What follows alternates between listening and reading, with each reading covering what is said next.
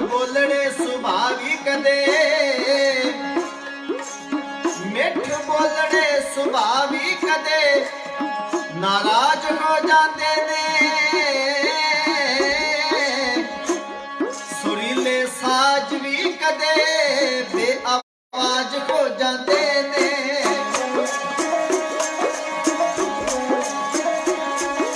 ਮਿੱਠ ਬੋਲੜੇ ਸੁਭਾਵੀ ਕਦੇ ਨਾਰਾਜ਼ ਹੋ ਜਾਂਦੇ ਨੇ। ਸੁਰੀਲੇ ਸਾਜ਼ ਵੀ ਕਦੇ ਬੇਆਵਾਜ਼ ਹੋ ਜਾਂਦੇ ਨੇ।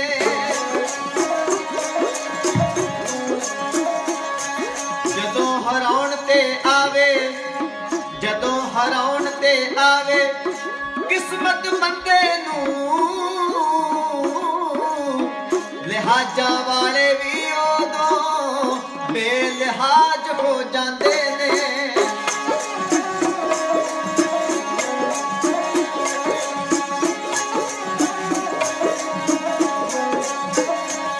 ਕਦੇ ਟਿਕਦੇ ਨੇ ਤਾਜ, ਕਦੇ ਟਿਕਦੇ ਨੇ ਤਾਜ ਭਿਖਾਰੀਆਂ ਦੇ ਸਿਰਾਂ ਉੱਤੇ।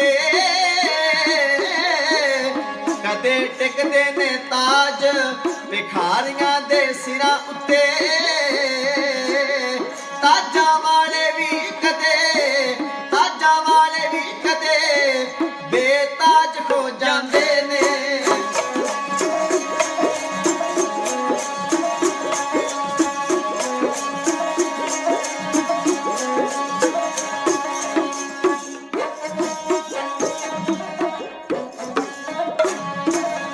ਗਿਆ ਰਾਜ ਖਾਲਸੇ ਦਾ ਆਪਣੇ ਬੇਗਾਨੇ ਹੋ ਗਏ।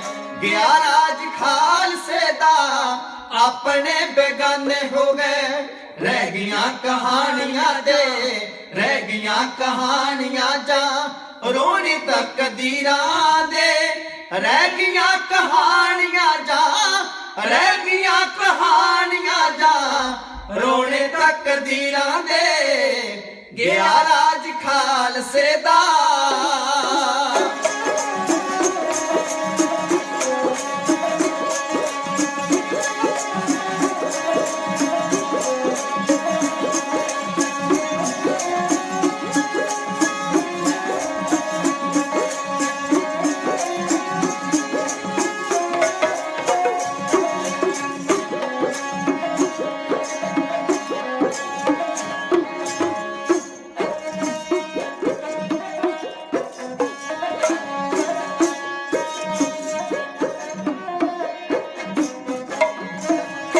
ਰੇਸ਼ਮੀ ਪੁਸ਼ਾਕ ਗਲੋਂ ਮੋਤੀਆਂ ਦੇ ਹਾਰ ਗਏ। ਰੇਸ਼ਮੀ ਪੁਸ਼ਾਕੇ ਗਲੋਂ ਮੋਤੀਆਂ ਦੇ ਹਾਰ ਗਏ।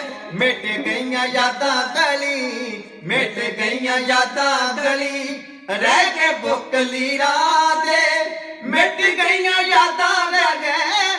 ਮਿਟ ਗਈਆਂ ਯਾਦਾਂ ਗਲੀ, ਰਹਿ ਗਏ ਬੁਕਲੀਰਾਂ ਦੇ। ਗਿਆ ਰਾਜ ਖਾਲਸੇ ਦਾ।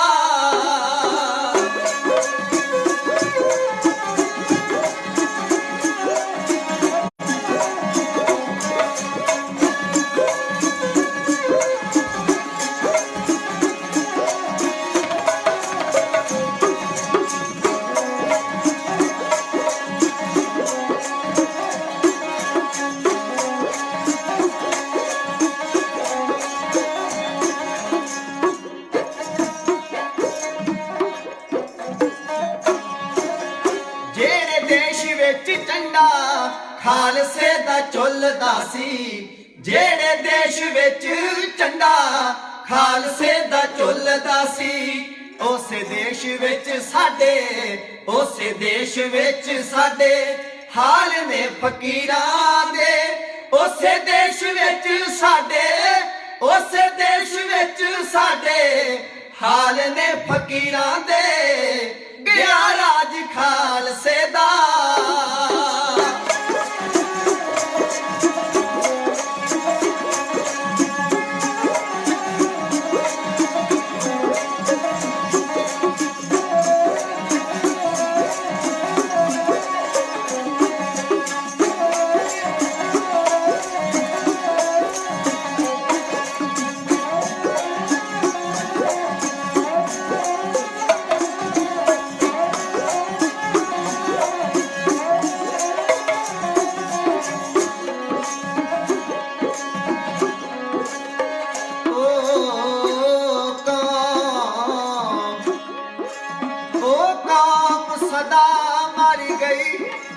ਕੁਲਵੰਤ ਸਿੰਘਾ ਕਰਦੇ ਕਤਲ ਜਿੱਥੇ, ਕਰਦੇ ਕਤਲ ਜਿੱਥੇ ਸਕੇ ਵੀਰ ਵੀਰਾਂ ਦੇ।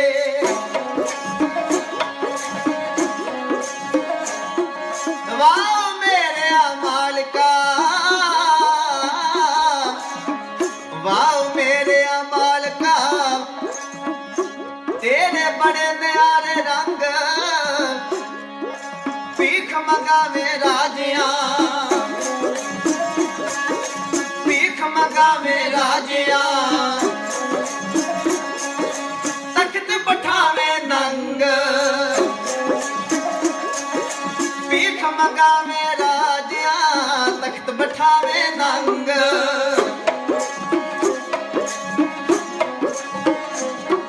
ਵਾਹ ਤੇਰੀਆਂ ਕੁਦਰਤਾਂ, ਵਾਹ ਤੇਰੀਆਂ ਕੁਦਰਤਾਂ, ਮਾਣ ਬਖਸ਼ਦਾ ਤੂੰ ਨੇ ਮਾਣਿਆਂ ਨੂੰ। ਵੱਡੇ ਜਿਨ੍ਹਾਂ ਦੇ, ਵੱਡੇ ਜਿਨ੍ਹਾਂ ਦੇ, ਵੱਡੇ ਜਿਨ੍ਹਾਂ ਦੇ ਦੇਸ਼ ਤੇ ਜੱਗ ਕਰ ਗਏ, ਬੱਚੇ ਤਰਸਦੇ ਪੁੱਜੇ ਦਾਣਿਆਂ ਨੂੰ।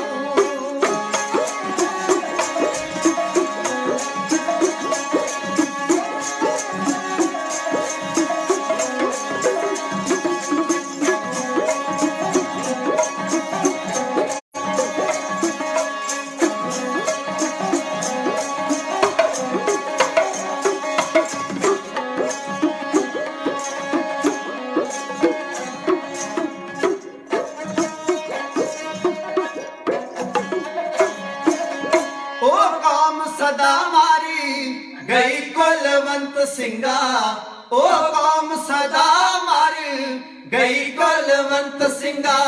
ਕਰਤੇ ਕਤਲ ਜਿੱਥੇ, ਕਰਤੇ ਕਤਲ ਜਿੱਥੇ ਸਕੇ ਵੀਰ ਵੀਰਾਂ ਦੇ। ਕਰਤੇ ਕਤਲ ਜਿੱਥੇ, ਕਰਤੇ ਕਤਲ ਜਿੱਥੇ ਸਕੇ ਵੀਰ ਵੀਰਾਂ ਦੇ। ਗਿਆ ਰਾਜ ਖਾਲਸੇ ਦਾ, ਕੋਈ ਦੂਰ ਦੀ ਗੱਲ ਨਹੀਂ ਦੇਸ਼ ਅੰਦਰ, ਕੋਈ ਦੂਰ ਦੀ ਗੱਲ ਨਹੀਂ ਦੇਸ਼ ਅੰਦਰ ਕਦੇ ਅਸੀਂ ਨਹੀਂ ਹੁੰਦੇ ਸ਼ਾਨ ਵਾਲੇ। ਸਾਡੇ ਝੂਲਦੇ ਕੇਸਰੀ ਨਿਸ਼ਾਨ ਅੱਗੇ ਸਿਰ ਝੁਕਾਉਂਦੇ ਸਨ ਕਈ ਨਿਸ਼ਾਨ ਵਾਲੇ। ਗੁਰੂ ਗਰੀਬ ਨਿਵਾਜ ਸ਼ਬਦ ਅਵਤਾਰ ਜੁਗੋ ਜੁਗ ਅਟਲ। ਧੰਨ ਧੰਨ ਸਾਹਿਬ ਸਤਿਗੁਰੂ ਸ੍ਰੀ ਗੁਰੂ ਗ੍ਰੰਥ ਸਾਹਿਬ ਜੀ ਮਹਾਰਾਜ ਸਾਹਿਬ ਸੱਚੇ ਪਾਤਸ਼ਾਹ। ਸਤਿਗੁਰਾਂ ਦੀ ਪਾਵਨ ਪਵਿੱਤਰ ਹਜ਼ੂਰੀ ਅੰਦਰ ਬੜੇ ਪਿਆਰ ਔਰ ਭਾਵਨਾ ਦੇ ਨਾਲ ਜੁੜ ਬੈਠੇ ਗੁਰੂ ਰੂਪ, ਗੁਰੂ ਪਿਆਰੇ, ਗੁਰੂ ਸਵਾਰੇ, ਗੁਰੂ ਖਾਲਸਾ ਸਾਧ ਸੰਗਤ ਜੀ। ਪਾਤਸ਼ਾਹ ਜੀ ਦੇ ਸਤਿਕਾਰ ਵਿੱਚ ਦੋਵੇਂ ਹੱਥ ਜੋੜ ਕੇ ਸੀਸ ਝੁਕਾਓ, ਰਸਨਾ ਪਵਿੱਤਰ ਕਰੋ, ਗੱਜ ਕੇ ਫਤਿਹ ਬੁਲਾਓ ਤੇ ਆਖੋ ਜੀ ਵਾਹਿਗੁਰੂ ਜੀ ਕਾ ਖਾਲਸਾ, ਵਾਹਿਗੁਰੂ ਜੀ ਕੀ ਫਤਿਹ। ਜਿਉ ਬੁਲਾਵੇ ਤਿਉ ਬੋਲੇ ਹੈ ਸੁਆਮੀ, ਕੁਦਰਤ ਕਬਣ ਹਮਾਰੀ। ਸਾਧ ਸੰਗ ਨਾਨਕ ਜਸ ਗਾਇਓ, ਜੋ ਪ੍ਰਭ ਕੀ ਅਤ ਪਿਆਰੀ। ਸਤਿਗੁਰੂ ਨੇ ਮਹਾਨ ਰਹਿਮਤ ਕੀਤੀ ਹੈ, ਬਖਸ਼ਿਸ਼ ਕੀਤੀ ਹੈ। ਗੁਰੂ ਦਰਬਾਰ ਵਿੱਚ ਆਪ ਜੀ ਸੰਧਿਆ ਦੇ ਸਮੇਂ ਪਾਤਸ਼ਾਹ ਵੱਲੋਂ ਬਖਸ਼ੀ ਉਦਮ ਬਲ ਦੇ ਸਦਕਾ, ਚੰਗੇ ਭਾਗਾਂ ਦੇ ਸਦਕਾ, ਗੁਰੂ ਦੇ ਤਰਸ ਦੇ ਸਦਕਾ ਪਾਤਸ਼ਾਹ ਦੇ ਚਰਨਾਂ ਵਿੱਚ ਜੁੜੇ ਹਾਂ।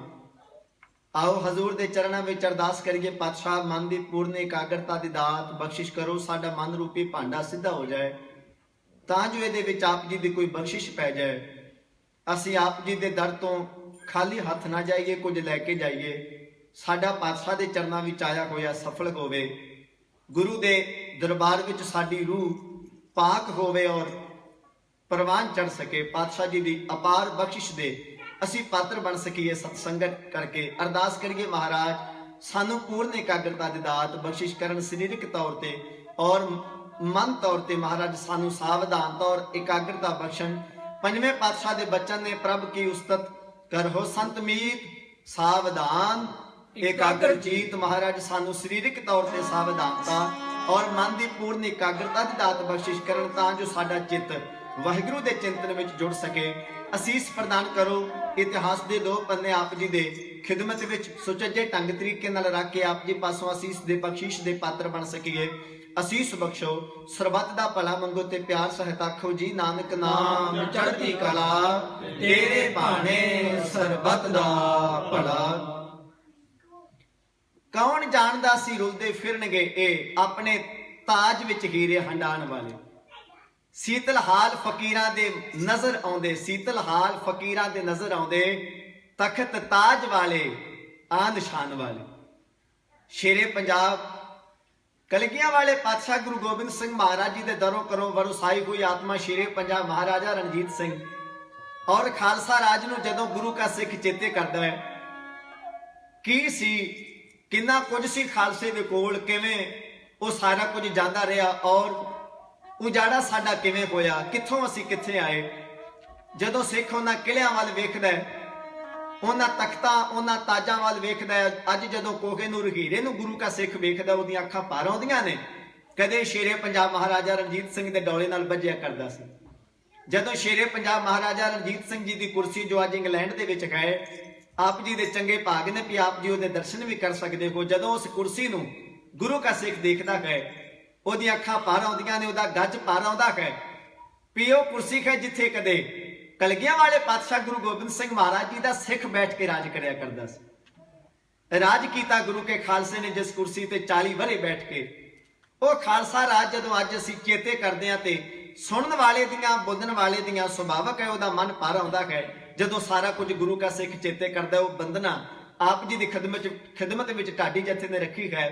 ਗਿਆ ਰਾਜ ਖਾਲਸੇ ਦਾ ਆਪਣੇ ਬੇਗਾਨੇ ਹੋ ਗਏ, ਰਹਿ ਗਈਆਂ ਕਹਾਣੀਆਂ ਤੇ ਰੋਣੇ ਤਕਦੀਰਾਂ ਦੇ। ਜਿਹੜੇ ਦੇਸ਼ ਵਿੱਚ ਝੰਡਾ ਖਾਲਸੇ ਦਾ ਝੁੱਲਦਾ ਸੀ, ਉਸੇ ਦੇਸ਼ ਵਿੱਚ ਸਾਡੇ ਹਾਲ ਨੇ ਫਕੀਰਾਂ ਦੇ। ਉਹ ਕੌਮ ਸਦਾ ਮਰ ਗਈ ਕੁਲਵੰਤ ਸਿੰਘਾ, ਕਰਦੇ ਕਤਲ ਜਿੱਥੇ ਸਕੇ ਵੀਰ ਵੀਰਾਂ ਦੇ। ਸ਼ੇਰੇ ਪੰਜਾਬ ਮਹਾਰਾਜਾ ਰਣਜੀਤ ਸਿੰਘ ਉਹਨਾਂ ਦੇ ਚਰਨਾਂ ਤੇ ਮੱਥਾ ਟੇਕਦਿਆਂ ਹੋਇਆ ਉਹਨਾਂ ਦੀ ਜੀਵਨ ਵਿੱਚੋਂ ਕੁਝ ਬਾਤਾਂ ਆਪ ਜੀ ਦੀ ਖਿਦਮਤ ਵਿੱਚ ਰੱਖਣ ਲੱਗੇ ਹਾਂ। ਅਸੀਸ ਪ੍ਰਦਾਨ ਕਰੋ, ਰਸਨਾ ਪਵਿੱਤਰ ਕਰੋ, ਆਖੋ ਜੀ ਸਤਨਾਮ ਸ਼੍ਰੀ ਵਾਹਿਗੁਰੂ। ਬਾਜਾਂ ਤੇ ਤਾਜਾਂ ਵਾਲੇ ਸਤਿਗੁਰੂ ਸ਼੍ਰੀ ਗੁਰੂ ਗੋਬਿੰਦ ਸਿੰਘ ਮਹਾਰਾਜ ਨੰਦੇੜ ਦੀ ਧਰਤੀ ਤੇ ਸੁਭਾਇਮਾਨ ਨੇ। 6 ਅਕਤੂਬਰ ਦੀ ਸ਼ਾਮ ਹੈ, ਸਨ 1708 ਈਸਵੀ ਹੈ। ਗੁਰੂ ਗੋਬਿੰਦ ਸਿੰਘ ਮਹਾਰਾਜ ਸੱਚਖੰਡ ਪਿਆਨਾ ਕਰਨ ਲੱਗੇ ਨੇ ਤੇ ਗੁਰਤਾ ਗੱਦੀ ਤੇ ਜੁਗੋ ਜੁਗ ਅਟਲ ਸ਼੍ਰੀ ਗੁਰੂ ਗ੍ਰੰਥ ਸਾਹਿਬ ਮਹਾਰਾਜ ਬਿਰਾਜਮਾਨ ਹੋ ਚੁੱਕੇ ਨੇ। ਗੁਰੂ ਗ੍ਰੰਥ ਸਾਹਿਬ ਮਹਾਰਾਜ ਜੀ ਗੁਰਤਾ ਗੱਦੀ ਤੇ ਬੈਠ ਗਏ ਨੇ। ਕਲਗੀਆਂ ਵਾਲੇ ਪਾਤਸ਼ਾਹ ਨੇ ਪਰਿਕਰਮਾ ਕਰਕੇ ਮੱਥਾ ਟੇਕ ਦਿੱਤਾ ਹੈ। ਜਿਹੜੀ ਜੋਤ ਗੁਰੂ ਨਾਨਕ ਸਾਹਿਬ ਤੋਂ ਲੈ ਕੇ 10ਵੇਂ ਪਾਤਸ਼ਾਹ ਤੱਕ ਤੁਰੀ ਆ ਰਹੀ ਸੀ, ਉਹ ਜੋਤ ਗੁਰੂ ਗੋਬਿੰਦ ਸਿੰਘ ਮਹਾਰਾਜ ਜੀ ਨੇ ਗੁਰੂ ਗ੍ਰੰਥ ਸਾਹਿਬ ਜੀ ਵਿੱਚ ਸੁਭਾਇਮਾਨ ਕਰ ਦਿੱਤੀ ਹੈ ਔਰ ਕਹਿ ਦਿੱਤਾ ਹੈ ਆਗੇ ਭਈ ਅਕਾਲ ਕੀ ਤਬਾ ਚਲਾਇਓ ਪੰਥ ਸਭ ਸਿੱਖਣ ਕੋ ਹੁਕਮ ਹੈ ਗੁਰੂ ਮਾਨਿਓ ਗ੍ਰੰਥ। ਕਿਸ ਤਰੀਕੇ ਨਾਲ ਗੁਰੂ ਗ੍ਰੰਥ ਸਾਹਿਬ ਨੂੰ ਮੰਨਣਾ ਹੈ? ਗੁਰੂ ਗ੍ਰੰਥ ਸਾਹਿਬ ਨੂੰ ਗੁਰੂ ਤੇ ਮੰਨਣਾ ਹੈ, ਪਰ ਕਿਵੇਂ ਮੰਨਣਾ ਹੈ? ਮਹਾਰਾਜ ਨੇ ਕਿਹਾ ਗੁਰੂ ਗ੍ਰੰਥ ਜੀ ਮਾਨਿਓ ਪ੍ਰਗਟ ਗੁਰਾਂ ਕੀ ਦੇਹ। ਜਿਵੇਂ ਦੇਹ ਦਾ ਸਤਿਕਾਰ ਕਰਦੇ ਹੋ ਸਿੱਖੋ, ਜਿਵੇਂ ਦੇਹ ਦਾ ਬਚਨ ਮੰਨਦੇ ਹੋ, ਜਿਵੇਂ ਦੇਹ ਨੂੰ ਗੁਰੂ ਮੰਨਦੇ ਹੋ, ਇਸ ਤਰੀਕੇ ਨਾਲ ਸ਼ਬਦ ਨੂੰ ਦੇਹ ਦੀ ਤਰ੍ਹਾਂ ਸਤਿਕਾਰ ਦੇਣਾ ਹੈ, ਪੂਜਣਾ ਹੈ ਔਰ ਬਚਨ ਮੰਨਣਾ ਹੈ। ਅਸੀਂ ਤਾਂ ਹੀ ਦੇਹ ਦੀ ਤਰ੍ਹਾਂ ਸਤਿਕਾਰ ਕਰਦੇ ਹਾਂ। ਗੁਰੂ ਗ੍ਰੰਥ ਸਾਹਿਬ ਮਹਾਰਾਜ ਜੀ ਨੂੰ ਪੁਸ਼ਾਕੇ ਪਹਿਨਾਏ ਜਾਂਦੇ ਨੇ, ਸਿੱਖ ਰੁਮਾਲੇ ਭੇਟ ਕਰਦੇ ਨੇ, ਤਾਂ ਹੀ ਤੇ ਸ਼ਬਦ ਗੁਰੂ ਦੇ ਉੱਤੇ ਚੌਰ ਹੁੰਦਾ ਹੈ। ਸ਼ਬਦ ਗੁਰੂ ਤਖਤ ਤੇ ਸੁਭਾਇਮਾਨ ਹੈ। ਅੱਜ ਵੀ ਤਾਂ ਹੀ ਗਰੀਬ ਨਵਾਜ ਗੁਰੂ ਗ੍ਰੰਥ ਸਾਹਿਬ ਮਹਾਰਾਜ ਜੀ ਦਾ ਅੰਮ੍ਰਿਤ ਵੇਲੇ ਪ੍ਰਕਾਸ਼ ਕੀਤਾ ਜਾਂਦਾ ਹੈ, ਸ਼ਾਮ ਨੂੰ ਸੁਖਾਸਨ ਕਰ ਦਿੱਤਾ ਜਾਂਦਾ ਹੈ। ਸ਼ਬਦ ਨੂੰ ਕੇਵਲ ਤੇ ਕੇਵਲ ਕਿਤੇ ਕਿਸੇ ਦੁਨਿਆਵੀ ਗ੍ਰੰਥ ਦੀ ਤਰ੍ਹਾਂ ਪੂਜਾ ਨਹੀਂ। ਕਲਗੀਆਂ ਵਾਲੇ ਪਾਤਸ਼ਾਹ ਦੇ ਬਚਨਾਂ ਮੁਤਾਬਕ ਅੱਜ ਖਾਲਸਾ ਜਿਹੜਾ ਗੁਰੂ ਕਾ ਸਿੱਖ ਹੈ, ਗੁਰੂ ਗ੍ਰੰਥ ਸਾਹਿਬ ਜੀ ਦੀ ਪੂਜਾ ਕਰਦਾ ਹੈ। ਗੁਰੂ ਗ੍ਰੰਥ ਜੀ ਮਾਨਿਓ ਪ੍ਰਗਟ ਗੁਰਾਂ ਕੀ ਦੇਹ। ਅੱਜ ਪਾਲਕੀ ਵਿੱਚ ਬਿਰਾਜਮਾਨ ਕਰਵਾਇਆ ਜਾਂਦਾ ਹੈ, ਹੁਕਮਨਾਮਾ ਸਾਹਿਬ ਲਿਆ ਜਾਂਦਾ ਹੈ, ਭੋਗ ਦੀ ਅਰਦਾਸ ਕੀਤੀ ਜਾਂਦੀ ਹੈ, ਪਕਵਾਨ ਪਕਾ ਕੇ ਸ਼੍ਰੀ ਸਾਹਿਬ ਦੇ ਰਾਹੀਂ ਸਤਿਗੁਰੂ ਪਾਤਸ਼ਾਹ ਨੂੰ ਭੋਗ ਲਗਵਾਇਆ ਜਾਂਦਾ ਹੈ। ਸਿੱਖ ਗੁਰੂ ਗ੍ਰੰਥ ਸਾਹਿਬ ਮਹਾਰਾਜ ਜੀ ਦੇ ਚਰਨ ਸ਼ਬਦ ਰੂਪੀ ਚਰਨ ਆਪਣੇ ਘਰਾਂ ਵਿੱਚ ਪਵਾਉਂਦੇ ਨੇ। ਗੁਰੂ ਗ੍ਰੰਥ ਸਾਹਿਬ ਜੀ ਦੀ ਬਾਣੀ ਦੇ ਸ਼ਬਦ ਰੂਪੀ ਚਰਨਾਂ ਦਾ ਪ੍ਰਕਾਸ਼ ਗੁਰੂ ਕੇ ਸਿੱਖ ਆਪਣੇ ਹਿਰਦੇ ਵਿੱਚ ਕਰਦੇ ਨੇ। ਕਿਧਰੇ ਗੁਰੂ ਗ੍ਰੰਥ ਸਾਹਿਬ ਮਹਾਰਾਜ ਜੀ ਦੇ ਸਰੂਪ ਦਾ ਨਰਾਦਰ ਹੁੰਦਾ ਹੈ। ਗੁਰੂ ਕੇ ਸਿੱਖ ਜਿਹੜੇ ਨੇ ਉਹਨਾਂ ਦੀ ਜਾਨ ਤੇ ਬਣ ਆਉਂਦੀ ਹੈ, ਉਹਨਾਂ ਦੀਆਂ ਅੱਖਾਂ ਭਰ ਆਉਂਦੀਆਂ ਨੇ ਕਿ ਸਾਡੇ ਗੁਰੂ ਦਾ ਨਰਾਦਰ ਕਿਵੇਂ ਹੋਇਆ। ਕੇਵਲ ਦੁਨਿਆਵੀ ਗ੍ਰੰਥ ਦੀ ਤਰ੍ਹਾਂ ਪੂਜਾ ਨਹੀਂ। ਵਾਹੋ ਵਾਹੋ ਬਾਣੀ ਨਿਰੰਕਾਰ ਹੈ ਤਿਸ ਜੇਵੜ ਅਵਰ ਨਾ ਕੋਈ। ਨਿਰੰਕਾਰ ਦੀ ਤਰ੍ਹਾਂ ਜਿਵੇਂ 10 ਗੁਰੂ ਸਾਹਿਬਾਨਾਂ ਦਾ ਸਤਿਕਾਰ ਗੁਰੂ ਕੇ ਸਿੱਖ ਕਰਦੇ ਸਨ, ਇਸ ਤਰੀਕੇ ਨਾਲ ਅੱਜ ਗੁਰੂ ਗ੍ਰੰਥ ਸਾਹਿਬ ਜੀ ਦਾ ਸਤਿਕਾਰ ਕੀਤਾ ਜਾਂਦਾ ਹੈ। ਕਾਰਨ ਕਲਗੀਆਂ ਵਾਲੇ ਪਾਤਸ਼ਾਹ ਨੇ ਸੱਚਖੰਡ ਜਾਣ ਲੱਗਿਆ ਕਿਹਾ ਸੀ ਗੁਰੂ ਗ੍ਰੰਥ ਜੀ ਮਾਨਿਓ ਪ੍ਰਗਟ ਗੁਰਾਂ ਕੀ ਦੇਹ। ਜੋ ਪ੍ਰਭ ਕੋ ਮਿਲ ਪਹੁੰਚਾ ਹੈ ਖੋਜ ਸ਼ਬਦ ਮੈਂ ਲਿਖੇ। ਜਿਹਨੇ ਰੱਬ ਨੂੰ ਮਿਲਣਾ ਹੈ, ਜਿਹਨੇ ਵਾਹਿਗੁਰੂ ਦੀ ਪ੍ਰਾਪਤੀ ਕਰਨੀ ਹੈ, ਮਹਾਰਾਜ ਨੇ ਕਿਹਾ ਕਾਹੇ ਰੇ ਬਨ ਖੋਜ ਨਾ ਜਾਈਓ। ਜੰਗਲਾਂ ਵਿੱਚ ਨਾ ਭਟਕਦਾ ਫਿਰੇ, ਉਹ ਖੂਹਾਂ ਵਿੱਚ ਜਾ ਕੇ ਜਾਲ ਨਾ ਪਾਉਂਦਾ ਫਿਰੇ, ਉਹ ਧੂਣੇ ਨਾ ਤਾਉਂਦਾ ਫਿਰੇ। ਖੋਜ ਸ਼ਬਦ ਮੈਂ ਲਿਖੇ। ਬੰਦੇ ਖੋਜ ਦਿਲ ਹਰ ਰੋਜ਼, ਨਾ ਫੇਰ ਪਰੇਸ਼ਾਨੀ ਮਾਗੇ। ਉਹ ਗੁਰੂ ਗ੍ਰੰਥ ਸਾਹਿਬ ਜੀ ਦੀ ਬਾਣੀ ਨੂੰ ਪਿਆਰ ਨਾਲ ਪੜ੍ਹੇ। ਆਤਮਾ ਗ੍ਰੰਥ ਵਿੱਚ, ਸਰੀਰ ਪੰਥ ਵਿੱਚ। ਜਿਹੜਾ ਗੁਰੂ ਗ੍ਰੰਥ ਸਾਹਿਬ ਜੀ ਦੀ ਆਗਿਆ ਵਿੱਚ ਰਹੇਗਾ ਉਹੀ ਸਾਡਾ ਸਿੱਖ ਹੈ। ਜਿਹੜਾ ਗੁਰੂ ਗ੍ਰੰਥ ਸਾਹਿਬ ਜੀ ਦੀ ਆਗਿਆ ਤੋਂ ਬਾਹਰ ਹੋ ਗਿਆ ਸੋਈ ਗਿਆ ਜੋ ਗ੍ਰੰਥੋਂ ਗਿਆ। ਜਿਹੜਾ ਗੁਰੂ ਗ੍ਰੰਥ ਸਾਹਿਬ ਜੀ ਦੀ ਆਗਿਆ ਤੋਂ ਬਾਹਰ ਹੋ ਗਿਆ, ਪਾਤਸ਼ਾਹ ਨੇ ਕਿਹਾ ਸਮਝੋ ਸਾਡੀ ਨਜ਼ਰ ਤੋਂ ਗਿਆ। ਜਿਨੇ ਸਾਡੇ ਦਰਸ਼ਨ ਕਰਨੇ ਨੇ ਪੰਥ ਵਿੱਚੋਂ ਕਰੇ, ਜਿਨੇ ਸਾਡੇ ਨਾਲ ਬਚਨ ਕਰਨੇ ਨੇ ਗੁਰੂ ਗ੍ਰੰਥ ਸਾਹਿਬ ਜੀ ਦੀ ਬਾਣੀ ਨੂੰ ਪਿਆਰ ਨਾਲ ਪੜ੍ਹੇ। ਮਹਾਰਾਜ ਗੁਰੂ ਗ੍ਰੰਥ ਸਾਹਿਬ ਜੀ ਨੂੰ ਗੁਰਤਾ ਗੱਦੀ ਦੇ ਕੇ ਸੱਚਖੰਡ ਜਾਣ ਦੀ ਤਿਆਰੀ ਵਿੱਚ ਨੇ। ਦੋ ਅਲੌਕਿਕ ਬਚਨ ਮੇਰੇ ਕਲਗੀਆਂ ਵਾਲੇ ਪਾਤਸ਼ਾਹ ਨੇ ਕੀਤੇ ਨੇ। ਮਹਾਰਾਜ ਨੇ ਕਿਹਾ ਕੋਈ ਸਾਡੀ ਯਾਦਗਾਰ ਨਾ ਬਣਾਵੇ, ਕੋਈ ਸਾਡੀ ਯਾਦਗਾਰ ਨਾ ਬਣਾਵੇ। ਇਹ ਨਾ ਹੋਵੇ ਜਿੱਥੇ ਕੋਈ ਚਿਖਾ ਤਿਆਰ ਕੀਤੀ ਜਾਏ ਉੱਥੇ ਕੋਈ ਜਿਹੜੇ ਸਿੱਖ ਨੇ ਉਹ 4 ਇੱਟਾਂ ਲਾ ਲੈਣ, ਉੱਥੇ ਕੋਈ ਪੱਥਰ ਲਾ ਲੈਣ, ਉੱਥੇ ਯਾਦਗਾਰ ਬਣਾ ਲੈਣ। ਸ਼ਬਦ ਗੁਰੂ ਦੀ ਪੂਜਾ ਤੁਸੀਂ ਕਰੋ ਨਾ ਤੇ ਤੁਸੀਂ ਸਾਡੀ ਯਾਦਗਾਰ ਬਣਾ ਕੇ ਉੱਥੇ ਮੜੀ ਬਣਾ ਕੇ ਤੁਸੀਂ ਪੂਜੀ ਜਾਓ। ਮਹਾਰਾਜ ਨੇ ਕਿਹਾ ਐਸਾ ਕਰਮ ਬਿਲਕੁਲ ਨਾ ਕੀਤਾ ਜਾਏ। ਗੁਰੂ ਗ੍ਰੰਥ ਸਾਹਿਬ ਜੀ ਦੇ ਵਿੱਚ ਸਾਡਾ ਵਾਸ ਹੈ। ਜਿਨ੍ਹਾਂ ਸਾਡੇ ਦਰਸ਼ਨ ਕਰਨੇ ਨੇ ਗੁਰੂ ਗ੍ਰੰਥ ਸਾਹਿਬ ਜੀ ਦੇ ਵਿੱਚੋਂ ਸਾਨੂੰ ਲੱਭਿਓ। ਗੁਰੂ ਗ੍ਰੰਥ ਸਾਹਿਬ ਜੀ ਦੇ ਵਿੱਚੋਂ ਸਾਡੇ ਦਰਸ਼ਨ ਹੋਣਗੇ, ਸਾਡੇ ਨਾਲ ਬਚਨ ਕਰਨੇ ਨੇ। ਗੁਰੂ ਗ੍ਰੰਥ ਸਾਹਿਬ ਜੀ ਦੀ ਬਾਣੀ ਨੂੰ ਪੜ੍ਹਿਓ, ਭੁੱਲ ਕੇ ਵੀ ਸਿੱਖੋ, ਕਿਤੇ ਸਾਡੀ ਯਾਦਗਾਰ ਨਾ ਬਣਾਇਓ, ਕਿਤੇ ਉਸ ਦੀ ਪੂਜਾ ਨਾ ਕਰਨ ਲੱਗ ਪਇਓ, ਸਾਡੀ ਕੋਈ ਯਾਦਗਾਰ ਨਾ ਬਣਾਵੇ। ਕਲਗੀਆਂ ਵਾਲੇ ਪਾਤਸ਼ਾਹ ਨੇ ਬਚਨ ਕੀਤੇ ਨੇ। ਜਾਗਤ ਜੋਤ ਜਪੈ ਨਿਸਬਾਸੁਰ, ਏਕ ਬਿਨਾ ਮਨ ਨੈਕ ਨਾ ਆਨੈ, ਪੂਰਨ ਪ੍ਰੇਮ ਪ੍ਰਤੀਤ ਸਜੈ, ਬ੍ਰਤ ਗੋਰ ਮੜੀ ਮਠ ਭੂਲ ਨਾ ਮੰਨੈ। ਵੇਖੋ ਸਾਡੇ ਗੁਰੂ ਸਾਹਿਬਾਨ ਕਿੰਨੇ ਮਹਾਨ ਨੇ, ਕਿੰਨੀ ਨਿਮਰਤਾ ਹੈ। ਮਹਾਰਾਜ ਆਪ ਭਾਵੇਂ ਅਕਾਲ ਪੁਰਖ ਵਾਹਿਗੁਰੂ ਦਾ ਰੂਪ ਨੇ, ਨਿਰੰਕਾਰ ਦਾ ਸਰੂਪ ਨੇ, ਪਰ ਜਦੋਂ ਵੀ ਕਿਸੇ ਨੇ ਪੁੱਛਿਆ ਆਪ ਜੀ ਮਹਾਰਾਜ ਕੌਣ ਹੋ, ਤੇ ਕਲਗੀਆਂ ਵਾਲੇ ਨੇ ਨਿਮਰਤਾ ਨਾਲ ਆਖਿਆ ਮੈਂ ਹੂੰ ਪਰਮ ਪੁਰਖ ਕੋ ਦਾਸਾ, ਦੇਖਣ ਆਇਓ ਜਗਤ ਤਮਾਸ਼ਾ। ਆਪਣੇ ਆਪ ਨੂੰ ਦਾਸ ਕਿਹਾ ਕਿ ਕਲਗੀਆਂ ਵਾਲੇ ਪਾਤਸ਼ਾਹ ਨੇ। ਤੇ ਮਹਾਰਾਜ ਨੇ ਦੂਜਾ ਬਚਨ ਕਰਕੇ ਆਖਿਆ ਜਿਹੜਾ ਸਾਡੀ ਯਾਦਗਾਰ ਬਣਾਵੇਗਾ ਉਹਦੀ ਕੁੱਲ ਨਹੀਂ ਅੱਗੇ ਵਧੇਗੀ। ਹੁਣ ਇਹਨੂੰ ਕਈ ਵਾਰੀ ਅਸੀਂ ਸਮਝ ਲੈਂਦੇ ਆ ਵੀ ਸ਼ਾਇਦ ਵੀ ਮਹਾਰਾਜ ਨੇ ਫਿਰ ਸਰਾਫ ਦਿੱਤਾ। ਨਹੀਂ, ਸਾਧ ਸੰਗਤ ਇਹ ਸਰਾਫ ਨਹੀਂ। ਆਮ ਤੌਰ ਤੇ ਆਪ ਜੀ ਸੜਕਾਂ ਉੱਤੇ ਵਿਚਰਦੇ ਹੋ, ਸਰਕਾਰ ਦਾ ਕਾਨੂੰਨ ਹੈ ਵੀ ਜਿੱਥੇ ਰੈੱਡ ਲਾਈਟ ਹੈ ਤੁਸੀਂ ਰੁਕਣਾ ਹੈ। ਸਾਡਾ ਫਰਜ਼ ਬਣਦਾ ਹੈ ਅਸੀਂ ਰੈੱਡ ਲਾਈਟ ਤੇ ਰੁਕੀਏ। ਭਾਵੇਂ ਕੋਈ ਵਹੀਕਲ ਆ ਰਿਹਾ ਹੈ ਨਹੀਂ ਆ ਰਿਹਾ ਹੈ, ਸਾਨੂੰ ਇਸ ਗੱਲ ਨਾਲ ਨਹੀਂ ਮਤਲਬ। ਸਾਨੂੰ ਇਹ ਆਦੇਸ਼ ਹੈ ਕਿ ਜਿੱਥੇ ਲਾਈਟ ਹੋ ਗਈ ਹੈ, ਰੈੱਡ ਲਾਈਟ ਹੈ, ਅਸੀਂ ਰੁਕਣਾ, ਬ੍ਰੇਕ ਮਾਰਨੀ ਹੈ। ਤੇ ਜਿਹੜਾ ਉਦੋਂ ਅੱਗੇ ਲੰਘਦਾ ਹੈ ਉਹਦੇ ਵਾਸਤੇ ਫਿਰ ਫਾਈਨ ਰੱਖਿਆ ਗਿਆ, ਉਹਦੇ ਵਾਸਤੇ ਫਿਰ ਜੁਰਮਾਨਾ ਰੱਖਿਆ ਗਿਆ। ਹੁਣ ਇੱਥੇ ਆਪ ਜੀ ਨੂੰ ਜਿਹੜੀ ਸਰਕਾਰ ਦਾ, ਉਹਨਾਂ ਦੀ ਸਰਕਾਰ ਦੀ ਗਵਰਨਮੈਂਟ ਦੀ ਨੀਅਤ ਸਮਝਣੀ ਪੈਗੀ ਵੀ ਸਰਕਾਰ ਸਾਨੂੰ ਸਜ਼ਾ ਲਾਉਣੀ ਚਾਹੁੰਦੀ ਹੈ, ਜੁਰਮਾਨਾ ਲਾਉਣਾ ਚਾਹੁੰਦੀ ਹੈ, ਜਾਂ ਉਹ ਇਹ ਚਾਹੁੰਦੀ ਹੈ ਵੀ ਤੁਸੀਂ ਰੂਲ ਫੋਲੋ ਕਰੋ। ਉਹਨਾਂ ਦੀ ਜਿਹੜੀ ਨਿੱਜੀ ਪਰਸਨਲੀ ਜਿਹੜੀ ਉਹਨਾਂ ਦੀ ਮਨਸਾ ਹੈ ਉਹ ਇਹ ਹੈ ਵੀ ਕੋਈ ਵੀ ਜਿਹੜਾ ਮਨਮਾਨੀ ਨਾ ਕਰੇ, ਇਸ ਲਾਈਟ ਨੂੰ ਕ੍ਰਾਸ ਨਾ ਕਰੇ, ਜਿਹੜਾ ਰੂਲ ਹੈ ਉਹਨੂੰ ਨਜ਼ਰਅੰਦਾਜ਼ ਨਾ ਕਰੇ, ਇਹਦੇ ਅਧੀਨ ਰੱਖੇ।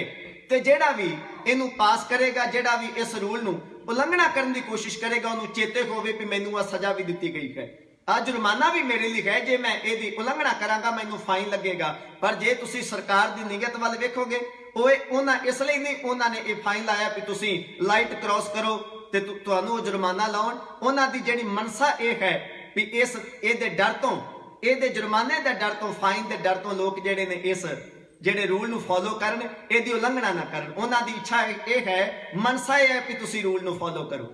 ਗੁਰੂ ਗੋਬਿੰਦ ਸਿੰਘ ਮਹਾਰਾਜ ਜੀ ਨੇ ਕਿਹਾ ਸਾਡੀ ਯਾਦਗਾਰ ਨਾ ਕੋਈ ਬਣਾਵੇ। ਹੁਣ ਮੇਰੇ ਪਾਤਸ਼ਾਹ ਨੇ ਅਗਲਾ ਬਚਨ ਕਿਹਾ ਵੀ ਜਿਹੜਾ ਯਾਦਗਾਰ ਬਣਾਵੇਗਾ ਉਹਦੀ ਕੁੱਲ ਨਹੀਂ ਅੱਗੇ ਵਧੇਗੀ। ਹੁਣ ਮਹਾਰਾਜ ਸਰਾਪ ਨਹੀਂ ਦੇ ਰਹੇ, ਅਗਲੀ ਗੱਲ ਵਿੱਚ ਬਾਅਦ ਵਿੱਚ ਜਾਣਾ ਪਵੇਗਾ। ਮਹਾਰਾਜ ਪਹਿਲਾਂ ਕਹਿ ਰਹੇ ਨੇ ਸਾਡੀ ਯਾਦਗਾਰ ਨਾ ਬਣਾਈ ਜਾਏ। ਮਹਾਰਾਜ ਨੇ ਦੂਜਾ ਗੱਲ ਉੱਤੇ ਸਖਤੀ ਨਾਲ ਮੋਹਰ ਲਾਉਂਦਿਆਂ ਹੋਇਆ ਕਿਹਾ ਵੀ ਜਿਹੜਾ ਸਾਡੇ ਪਿਆਰ ਵਿੱਚ ਆ ਕੇ, ਕੋਈ ਸਾਡੇ ਪਿਆਰ ਵਿੱਚ ਭਿੱਜ ਕੇ ਸਾਡੀ ਯਾਦਗਾਰ ਬਣਾ ਵੀ ਦਵੇ, ਉਹ ਚੇਤੇ ਰੱਖੇ ਕਿ ਉਹਦੀ ਕੁੱਲ ਨਹੀਂ ਅੱਗੇ ਵਧੇਗੀ। ਇਹ ਸਰਾਪ ਨਹੀਂ। ਮਹਾਰਾਜ ਮੋੜਨਾ ਚਾਹੁੰਦੇ ਸਨ ਵੀ ਕਿਤੇ ਜਿਹੜੇ ਨੇ ਸਿੱਖ 10 ਗੁਰੂ ਸਾਹਿਬਾਨਾਂ ਤੱਕ ਸਰੀਰ ਦੇ ਨਾਲ, ਸਰੀਰ ਦੇ ਰਾਹੀਂ ਪ੍ਰਚਾਰ ਸੁਣਦੇ ਆਏ ਨੇ, ਉਪਦੇਸ਼ ਲੈਂਦੇ ਆਏ ਨੇ, ਤੇ ਕਿਤੇ ਇਹ ਨਾ ਹੋਵੇ ਅਸੀਂ ਸੱਚਖੰਡ ਚੱਲੇ ਖਾਂ, ਅਸੀਂ ਗੁਰੂ ਗ੍ਰੰਥ ਸਾਹਿਬ ਜੀ ਨੂੰ ਗੁਰਤਾ ਗੱਦੀ ਦੇ ਕੇ ਚੱਲੇ ਖਾਂ, ਤੇ ਸਾਡੇ ਤੁਰ ਜਾਣ ਤੋਂ ਬਾਅਦ ਇਹ ਗੁਰੂ ਗ੍ਰੰਥ ਸਾਹਿਬ ਜੀ ਨੂੰ ਛੱਡ ਕੇ ਕਿਤੇ ਸਾਡੀ ਜਗ੍ਹਾ ਬਣਾ ਕੇ ਨਾ ਪੂਜਣ ਲੱਗ ਪੈਣ, ਕਿਤੇ ਸਾਡੀ ਜਗ੍ਹਾ ਵੱਲ ਨੂੰ ਨਾ ਮੁੜ ਪੈਣ, ਇੱਥੇ ਪੱਥਰ ਲਾ ਕੇ ਇੱਥੇ ਪੂਜਾ ਨਾ ਕਰਨੀ ਸ਼ੁਰੂ ਕਰ ਦੇਣ। ਮੇਰੇ ਮਹਾਰਾਜ ਜੀ ਦੀ ਅੰਦਰਲੀ ਭਾਵਨਾ ਸਾਨੂੰ ਸਮਝਣੀ ਪਵੇਗੀ। ਮਹਾਰਾਜ ਜੀ ਦੀ ਅੰਦਰਲੀ ਭਾਵਨਾ ਹੈ ਕਿ ਕਿਤੇ ਵੀ ਮੇਰਾ ਸਿੱਖ ਜਿਹੜਾ ਹੈ ਉਹ ਸਾਡੇ ਤੁਰ ਜਾਣ ਤੋਂ ਬਾਅਦ, ਸਾਡੇ ਸੱਚਖੰਡ ਜਾਣ ਤੋਂ ਬਾਅਦ ਜਿਸ ਥਾਂ ਤੇ ਚਿਖਾ ਤਿਆਰ ਕੀਤੀ ਜਾਣੀ ਹੈ ਉਸ ਥਾਂ ਨਾਲ ਨਾ ਜੁੜ ਜਾਏ। ਅਸੀਂ ਕਹਿ ਚੱਲੇ ਖਾਂ ਵੀ ਅਸੀਂ ਗੁਰੂ ਗ੍ਰੰਥ ਸਾਹਿਬ ਦੇ ਵਿੱਚ ਖਾਂ, ਸਾਨੂੰ ਗੁਰੂ ਗ੍ਰੰਥ ਸਾਹਿਬ ਜੀ ਦੇ ਵਿੱਚੋਂ ਭਾਲਿਆ ਜਾਏ, ਉੱਥੋਂ ਬਖਸ਼ਿਸ਼ ਪ੍ਰਾਪਤ ਹੋਏਗੀ। ਮੇਰੇ ਪਾਤਸ਼ਾਹ ਨੇ ਕਿਹਾ ਨਾ ਸਾਡੀ ਕੋਈ ਯਾਦਗਾਰ ਬਣਾਵੇ ਤੇ ਨਾ ਜਿਹੜਾ ਸਾਡੀ ਯਾਦਗਾਰ ਬਣਾਵੇਗਾ ਉਹਦੀ ਕੁੱਲ ਨਹੀਂ ਅੱਗੇ ਵਧੇਗੀ। ਇਹ ਬਚਨ ਕਲਗੀਆਂ ਵਾਲੇ ਪਾਤਸ਼ਾਹ ਨੇ ਦੋ ਕੀਤੇ ਨੇ, ਇਹਨੂੰ ਸਰਾਫ ਨਾ ਸਮਝਿਆ ਜਾਏ। ਸਰਾਫ ਤੇ ਉਹ ਹੁੰਦਾ ਵੀ ਜੇ ਕੋਈ ਕਿਸੇ ਦੇ ਕੋਲ ਜਾਵੇ, ਅੱਗੋਂ ਕੋਈ ਉਹ ਸੇਵਾ ਭਾਵਨਾ ਨਾ ਕਰੇ ਤੇ ਬੰਦਾ ਕ੍ਰੋਧ ਵਿੱਚ ਆ ਕੇ ਈਰਖਾ ਵਸ ਹੋ ਕੇ ਉਹਨੂੰ ਸਰਾਪ ਦੇ ਦੇਵੇ, ਆਪਣੀ ਬੇਇੱਜ਼ਤੀ ਮਹਿਸੂਸ ਕਰਕੇ ਵੀ ਤੂੰ ਮੇਰਾ ਅਪਮਾਨ ਕੀਤਾ ਹੈ ਜਾਂ ਮੈਂ ਤੈਨੂੰ ਸਰਾਪ ਦਿੰਦਾ ਖਾਂ ਤੇਰੀ ਕੁੱਲ ਨਾਸ ਹੋ ਜਾਏ। ਅਗਲੇ ਬੰਦੇ ਨੇ ਕੋਈ ਕੰਮ ਕੀਤਾ ਹੋਵੇ ਇਦਾਂ ਦਾ, ਨਰਾਦਰ ਕੀਤਾ ਹੋਵੇ ਜਾਂ ਕੋਈ ਵੀ ਇਦਾਂ ਦਾ ਕੰਮ ਕੀਤਾ ਹੋਵੇ ਜਿਹੜਾ ਮਨੁੱਖ ਦੇ ਮਨ ਨੂੰ ਠੇਸ ਪਹੁੰਚਾਉਂਦਾ ਹੈ, ਉਦੋਂ ਜਿਹੜੇ ਠੇਸ ਵਿੱਚੋਂ ਸ਼ਬਦ ਨਿਕਲਦੇ ਨੇ ਉਹਨਾਂ ਨੂੰ ਸਰਾਪ ਦਾ ਰੂਪ ਦਿੱਤਾ ਜਾਂਦਾ ਹੈ। ਪਰ ਇੱਥੇ ਕਲਗੀਆਂ ਵਾਲੇ ਪਾਤਸ਼ਾਹ ਖਾਲਸੇ ਪੰਥ ਦੀ ਚੜ੍ਹਦੀ ਕਲਾ ਨੂੰ ਮੁੱਖ ਰੱਖਦਿਆਂ ਹੋਇਆਂ ਸਿੱਖਾਂ ਦੀ ਜਿਹੜੀ ਮਰਿਆਦਾ ਹੈ ਉਹ ਗੁਰੂ ਗ੍ਰੰਥ ਸਾਹਿਬ ਜੀ ਨਾਲ ਭਾਵਨਾ ਜੁੜੀ ਰੱਖੇ, ਕਿਤੇ ਥਿੜਕ ਨਾ ਜਾਣ, ਤਾਂ ਮਹਾਰਾਜ ਨੇ ਇਹ ਬਚਨ ਕਰ ਦਿੱਤੇ ਨੇ ਵੀ ਜਿਹੜਾ ਯਾਦਗਾਰ ਬਣਾਵੇਗਾ ਉਹਦੀ ਕੁੱਲ ਨਹੀਂ ਅੱਗੇ ਵਧੇਗੀ। ਮਹਾਰਾਜ ਜੋੜ ਕੇ ਰੱਖਣਾ ਚਾਹੁੰਦੇ ਸਨ ਗੁਰੂ ਗ੍ਰੰਥ ਸਾਹਿਬ ਜੀ ਨਾਲ। ਖੈਰ ਕਲਗੀਆਂ ਵਾਲੇ ਪਾਤਸ਼ਾਹ ਸੱਚਖੰਡ ਪਿਆਨਾ ਕਰਦੇ ਨੇ। 7 ਅਕਤੂਬਰ ਅੰਮ੍ਰਿਤ ਵੇਲਾ ਹੈ ਸਨ 1708 ਈਸਵੀ। ਕਲਗੀਆਂ ਵਾਲੇ ਪਾਤਸ਼ਾਹ ਸੱਚਖੰਡ ਪਿਆਨਾ ਕਰ ਗਏ, ਸੱਚਖੰਡ ਚਲੇ ਗਏ। ਕੌਮ ਗੁਰੂ ਗ੍ਰੰਥ ਸਾਹਿਬ ਮਹਾਰਾਜ ਜੀ ਦੀ ਪੂਜਾ ਕਰਨ ਲੱਗ ਪਈ ਹੈ, ਗੁਰੂ ਗ੍ਰੰਥ ਸਾਹਿਬ ਜੀ ਨੂੰ ਧਿਆਉਂਦੀ ਹੈ, ਬਾਣੀ ਪੜ੍ਹਦੀ ਹੈ। 1708 ਵਿੱਚ ਕਲਗੀਆਂ ਵਾਲੇ ਪਾਤਸ਼ਾਹ ਗਏ। ਸੱਚਮੁੱਚ ਸਾਰਿਆਂ ਨੇ ਕਲਗੀਆਂ ਵਾਲੇ ਪਾਤਸ਼ਾਹ ਦੇ ਬਚਨਾਂ ਤੇ ਪਹਿਰਾ ਦਿੱਤਾ ਵੀ ਮਹਾਰਾਜ ਕਹਿ ਕੇ ਗਏ ਨੇ ਸਾਡੀ ਕੋਈ ਯਾਦਗਾਰ ਨਾ ਬਣਾਵੇ। ਨਾਲੇ ਮਹਾਰਾਜ ਨੇ ਵੀ ਕਿਹਾ ਜਿਹੜਾ ਸਾਡੀ ਯਾਦਗਾਰ ਬਣਾਵੇਗਾ ਉਹਦੀ ਕੁੱਲ ਨਹੀਂ ਅੱਗੇ ਵਧੇਗੀ। ਸਾਰਿਆਂ ਦੇ ਧਿਆਨ ਵਿੱਚ ਗਏ। ਸਮਾਂ ਲੰਘਦਾ ਗਿਆ 125 ਸਾਲ ਬਤੀਤ ਹੋਇਆ। 125 ਸਾਲ ਬਤੀਤ ਹੋਇਆ। 125 ਸਾਲ ਹੋ ਗਏ ਨੇ ਕਲਗੀਆਂ ਵਾਲੇ ਪਾਤਸ਼ਾਹ ਨੂੰ ਸੱਚਖੰਡ ਗਿਆ ਨੂੰ। ਆਇਆ ਕਿ ਸਮਾਂ 1832 ਈਸਵੀ ਦਾ। ਦੇਸ਼ ਪੰਜਾਬ ਦਾ ਮਹਾਰਾਜਾ ਕੇ ਸ਼ੇਰੇ ਪੰਜਾਬ ਮਹਾਰਾਜਾ ਰਣਜੀਤ ਸਿੰਘ ਉਹ ਚਲਦੇ ਚਲਦੇ ਪਹੁੰਚੇ ਨੇ ਸ਼੍ਰੀ ਹਜ਼ੂਰ ਸਾਹਿਬ ਦੀ ਧਰਤੀ ਤੇ। ਗੁਰੂ ਗ੍ਰੰਥ ਸਾਹਿਬ ਜੀ ਨੂੰ ਮੱਥਾ ਟੇਕਿਆ।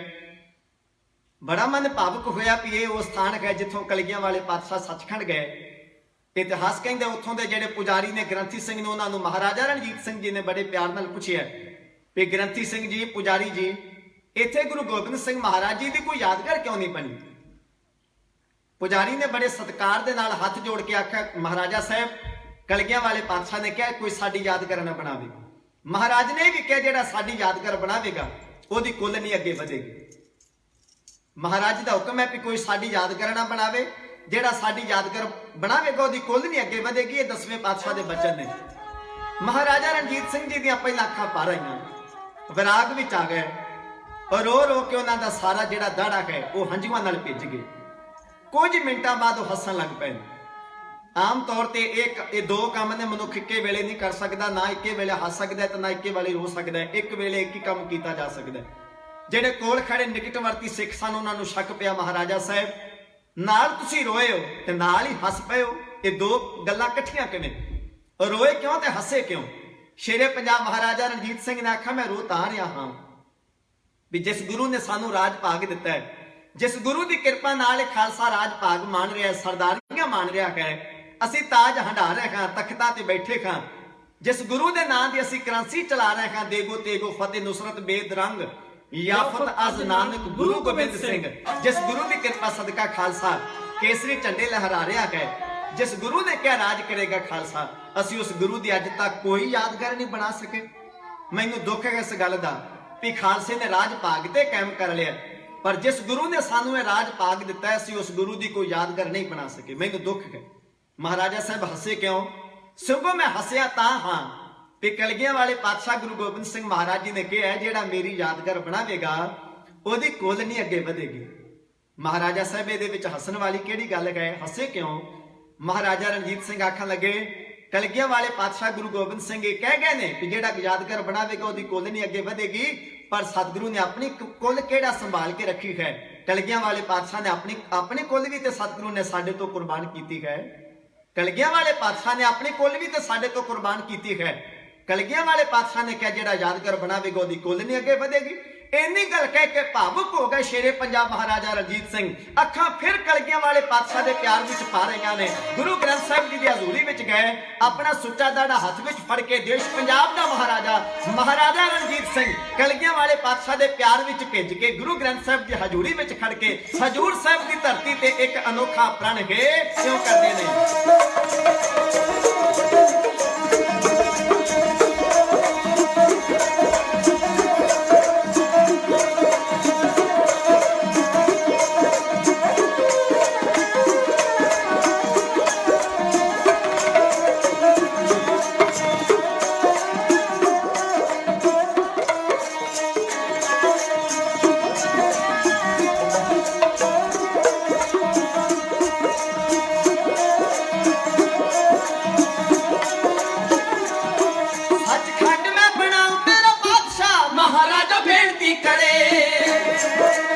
सचखंड में बनाऊं तेरा बादशाह, महाराजा बेनती करे।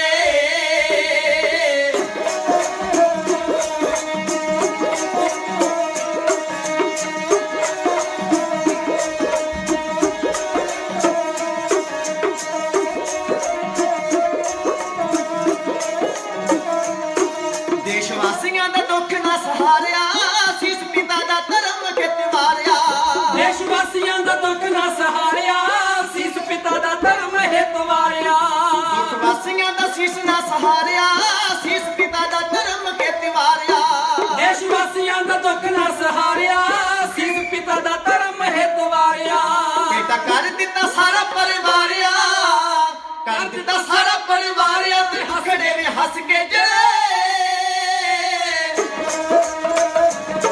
सचखंड में बनाऊं तेरा बादशाह, महाराजा बेनती करे।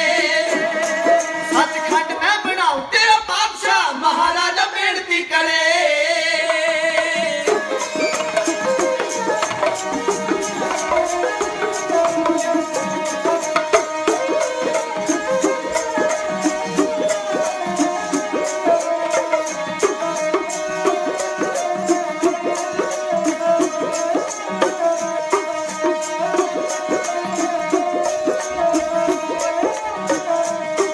बाजा बंस सारा ला गयो, दानी पुत्रा दा जग ते कहा गयो।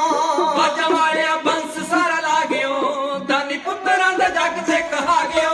बाजा वालिया बंस सारा ला गयो, दानी पुत्रा दा जग ते कहा गयो।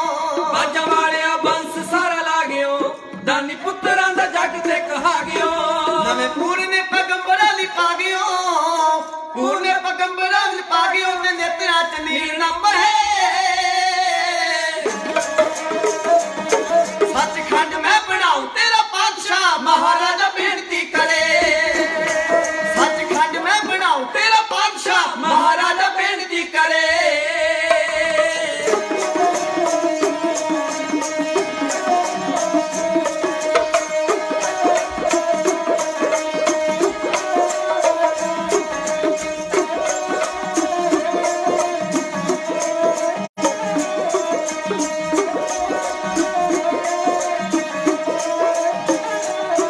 ਅਸੀਂ ਨਿਮਕ ਹਰਾਮੀ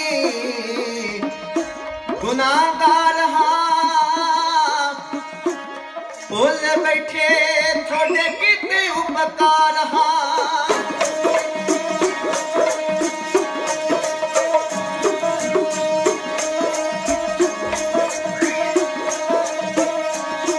ਮੇਰੀ ਯਾਦ ਦੀ ਪੱਟੀ ਤੇ, ਮੇਰੀ ਯਾਦ ਦੀ ਪੱਟੀ ਤੇ ਲਿਖੇ ਹੋਏ ਨੇ ਤੇਰੇ ਚੋਜਿਓ ਚੋਜੀਆਂ ਭੁੱਲਦੇ ਨਹੀਂ।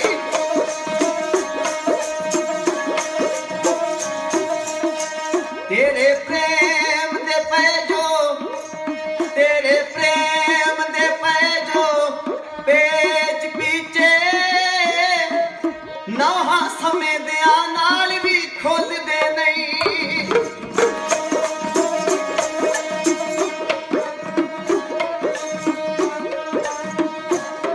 ਸਾਰੇ ਜੱਗ ਬਜ਼ੁਰਗੀ ਦੇ ਕਾਰਨਾਮੇ,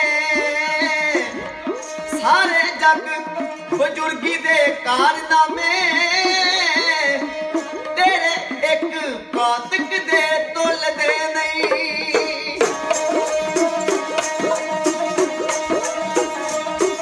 ਛਤਰ ਧਾਰੀਆਂ ਦੇ ਸਿਰ ਤੇ, ਛਤਰ ਧਾਰੀਆਂ ਦੇ ਸਿਰ ਤੇ, ਛਤਰ ਜਿਹੜੇ ਤੇਰੇ ਪੈਰ ਦੀ ਜੁੱਤੀ ਦੇ ਮੁੱਲ ਦੇ ਨਹੀਂ।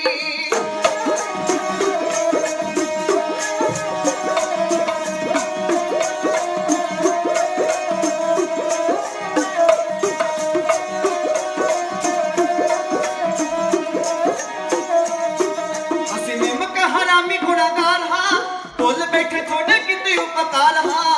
ਅਸੀਂ ਨਿਮਕ ਹਰਾਮੀ ਗੁਨਾਹਗਾਰ ਹਾਂ, ਭੁੱਲ ਬੈਠੇ ਤੁਹਾਡੇ ਕੀਤੇ ਉਪਕਾਰ ਹਾਂ। ਅਸੀਂ ਨਿਮਕ ਹਰਾਮੀ ਗੁਨਾਹਗਾਰ ਹਾਂ, ਭੁੱਲ ਬੈਠੇ ਤੁਹਾਡੇ ਕਿਤੇ ਉਪਕਾਰ ਹਾਂ। ਅਸੀਂ ਨਿਮਕ ਹਰਾਮੀ ਗੁਨਾਹਗਾਰ ਹਾਂ, ਭੁੱਲ ਬੈਠੇ ਤੁਹਾਡੇ ਕੀਤੇ ਉਪਕਾਰ ਹਾਂ। ਤੇਰੀ ਸੇਵਾ ਬੈਠੇ ਦਿਲ ਚੋਂ ਵਸਾਰ ਹਾਂ,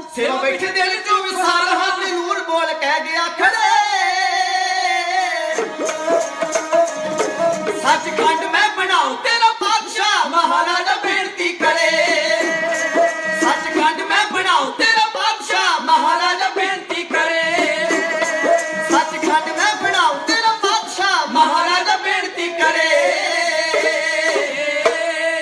ਸ਼ੇਰੇ ਪੰਜਾਬ ਮਹਾਰਾਜਾ ਰਣਜੀਤ ਸਿੰਘ ਸੁੱਚਾ ਦੜ ਆਪਣਾ ਹੱਥ ਵਿੱਚ ਫੜਿਆ ਗਏ ਅਰਦਾਸ ਕਰਕੇ ਆਖਿਆ ਹੈ ਪੰਥ ਦੇ ਵਾਲੀ ਗੁਰੂ ਗੋਬਿੰਦ ਸਿੰਘ ਮਹਾਰਾਜ ਤੁਸੀਂ ਸਾਡੇ ਤੋਂ ਆਪਣੇ ਪੁੱਤ ਵਾਰੇ ਨੇ ਸਾਡੇ ਤੋਂ ਆਪਣੇ ਕੁੱਲ ਵਾਰੀ ਹੈ ਮਹਾਰਾਜ ਤੁਸੀਂ ਆਪਣੇ ਕੁੱਲ ਨਹੀਂ ਸੰਭਾਲ ਕੇ ਰੱਖੀ ਆਪਣੇ ਪੁੱਤ ਨਹੀਂ ਸੰਭਾਲ ਕੇ ਰੱਖੇ ਖਾਲਸੇ ਨੂੰ ਆਪਣਾ ਪੁੱਤ ਬਣਾਇਆ और आखे इनकी कृपा की सजे हम हैं नहीं मोसे गरीब करोड़ परे तुसी खालसे नूं ਇਹ ਮਾਨ ਦਿੱਤਾ ਹੈ ਚਾਰ ਮੋਏ ਤੋਂ ਕਿਆ ਭਇਆ ਜੀਵਤ ਕਈ ਹਜ਼ਾਰ ਮਹਾਰਾਜ ਤੁਸੀਂ ਸਾਡੇ ਤੇ ਮਾਨ ਕੀਤਾ ਹੈ ਆਪਣੇ ਪੁੱਤਰਾਂ ਨੂੰ ਕੁਰਬਾਨ ਕਰਕੇ ਹੇ ਕਲਗੀਆਂ ਵਾਲੇ ਪਾਤਸ਼ਾਹ ਗੁਰੂ ਗੋਬਿੰਦ ਸਿੰਘ ਮਹਾਰਾਜ ਸਾਡੇ ਤੋਂ ਆਪਣੇ ਕੁੱਲ ਕੁਰਬਾਨ ਕਰਨ ਵਾਲੇ ਸਤਿਗੁਰੂ ਮੇਰੀ ਕੁੱਲ ਭਾਵੇਂ ਅੱਗੇ ਵਧੇ ਨਾ ਵਧੇ ਮੇਰੀ ਕੁੱਲ ਭਾਵੇਂ ਅੱਗੇ ਵਧੇ ਨਾ ਵਧੇ ਪਰ ਸਾਡੇ ਤੋਂ ਆਪਣੀ ਕੁੱਲ ਕੁਰਬਾਨ ਕਰਨ ਵਾਲੇ ਸਤਿਗੁਰੂ ਮੈਂ ਤੁਹਾਡੀ ਯਾਦਗਾਰ ਜ਼ਰੂਰ ਬਣਾਵਾਂਗਾ ਮੇਰੀ ਕੁੱਲ ਅੱਗੇ ਵਧੇ ਨਾ ਵਧੇ ਮੇਰੇ ਗੁਰੂ ਨੇ ਕਿਹੜੀ ਆਪਣੀ ਕੁੱਲ ਦੀ ਪਰਵਾਹ ਕੀਤੀ ਹੈ ਆਪਣੇ ਪੁੱਤਰਾਂ ਦੀ ਪਰਵਾਹ ਕੀਤੀ ਹੈ ਸਾਡੇ ਤੋਂ ਚਾਰ ਵਾਰੇ ਨੇ ਮਹਾਰਾਜ ਮੇਰਾ ਆਪਣਾ ਆਪ ਕੁਰਬਾਨ ਹੋ ਜਾਏ ਮੇਰੀ ਕੁੱਲ ਨਿਸ਼ਾਵਰ ਹੋ ਜਾਏ ਕਲਗੀਆਂ ਵਾਲੇ ਪਾਤਸ਼ਾਹ ਦੇ ਚਰਨਾਂ ਤੋਂ ਰਾਜ ਰਹਿੰਦਾ ਨਾ ਰਹੇ ਮੇਰੀ ਕੁੱਲ ਵਿੱਚ ਰਾਜ ਭਾਗ ਰਹਿੰਦਾ ਨਾ ਰਹੇ ਪਰ ਕਲਗੀਆਂ ਵਾਲੇ ਪਾਤਸ਼ਾਹ ਮੈਂ ਤੁਹਾਡੀ ਯਾਦਗਾਰ ਜ਼ਰੂਰ ਬਣਾਵਾਂਗਾ बड़े प्यार दे विच भेज के शेरे पंजाब महाराजा रणजीत सिंह ने बेनती की है ते सचमुच हजूर साहब जी की सेवा महाराजा रणजीत सिंह ने बड़ी भावना नाल आप करवाई है कोई दुनिया का इदां दा सिख गुरु दे कहे हुए बोल चेते होण भी गुरु ने कहा भी कुल नहीं अगे वधेगी जिहड़ा यादगार बनावेगा ते सचमुच 125 साल किसी ने हिम्मत भी नहीं की महाराज जी की यादगार बनाउण दी उत्थे स्थान बनाउण दी पर एक कलगियां वाले पातशाह का प्यारा सिख शेरे पंजाब महाराजा रणजीत सिंह नितरिया कलगियां वाले पातशाह के पुत्रां की शहीदी नूं चेते कीता अरदास करके आखा महाराज नहीं कुल रहिंदी कोई गल नहीं ये हुक्म अदूली नहीं इहनूं हुक्म अदूली नहीं कहा जा सकता गुरु के प्रति प्यार है महाराज आप जी ने इन्नी वड्डी कुर्बानी की है आप जी का स्थान ना बनाया जाए जरूर बनावांगा इहदे वास्ते जिवें महाराज इहदे वास्ते जे मैनूं मेरी कुल कुर्बान करनी पैंदी है मैनूं रता परवाह नहीं इन्हू हुक्म अदूली नहीं कहा जा सकता कदे गुरु तेग बहादुर महाराज ने भी कहा सी मक्खण शाह साडे दर्शन कर लेने ठीक है असी भोरे विच बैठे खां बंदगी विच लीन हां साडे दर्शन कर लेने तू चलिया जा कोई गल नहीं बाहर ना जाके दसी महाराज ने कह दिता बाहर ना जाके दसी पर आख्या नहीं महाराज जेड़े बाहर गुमराह हो रहे ने लुटे जा रहे ने संगतां भरम भुलेखे विच ने उन्हां दा की कीता जाए महाराज ने आख्या सी मक्खण शाह मुंह काला होएगा जे गुरु दे हुक्म दी अदूली करेगा महाराज कोई गल नहीं शुभ कारज है संगतां नूं गुरु मिल जाएगा विछड़िया नूं गुरु मिल जाएगा इस गल नहीं जे मैनूं अपना मुख भी काला करना पैंदा ते महाराज कोई गल नहीं बाद विच की मुख काला होना है मैं पहले मुख काला कर लैंदा था महाराज संगतां नूं गुरु नाल मिलाप हो जाएगा भाई मक्खण शाह ने मुख काला कीता है ते आख्या गुरु ला दोरे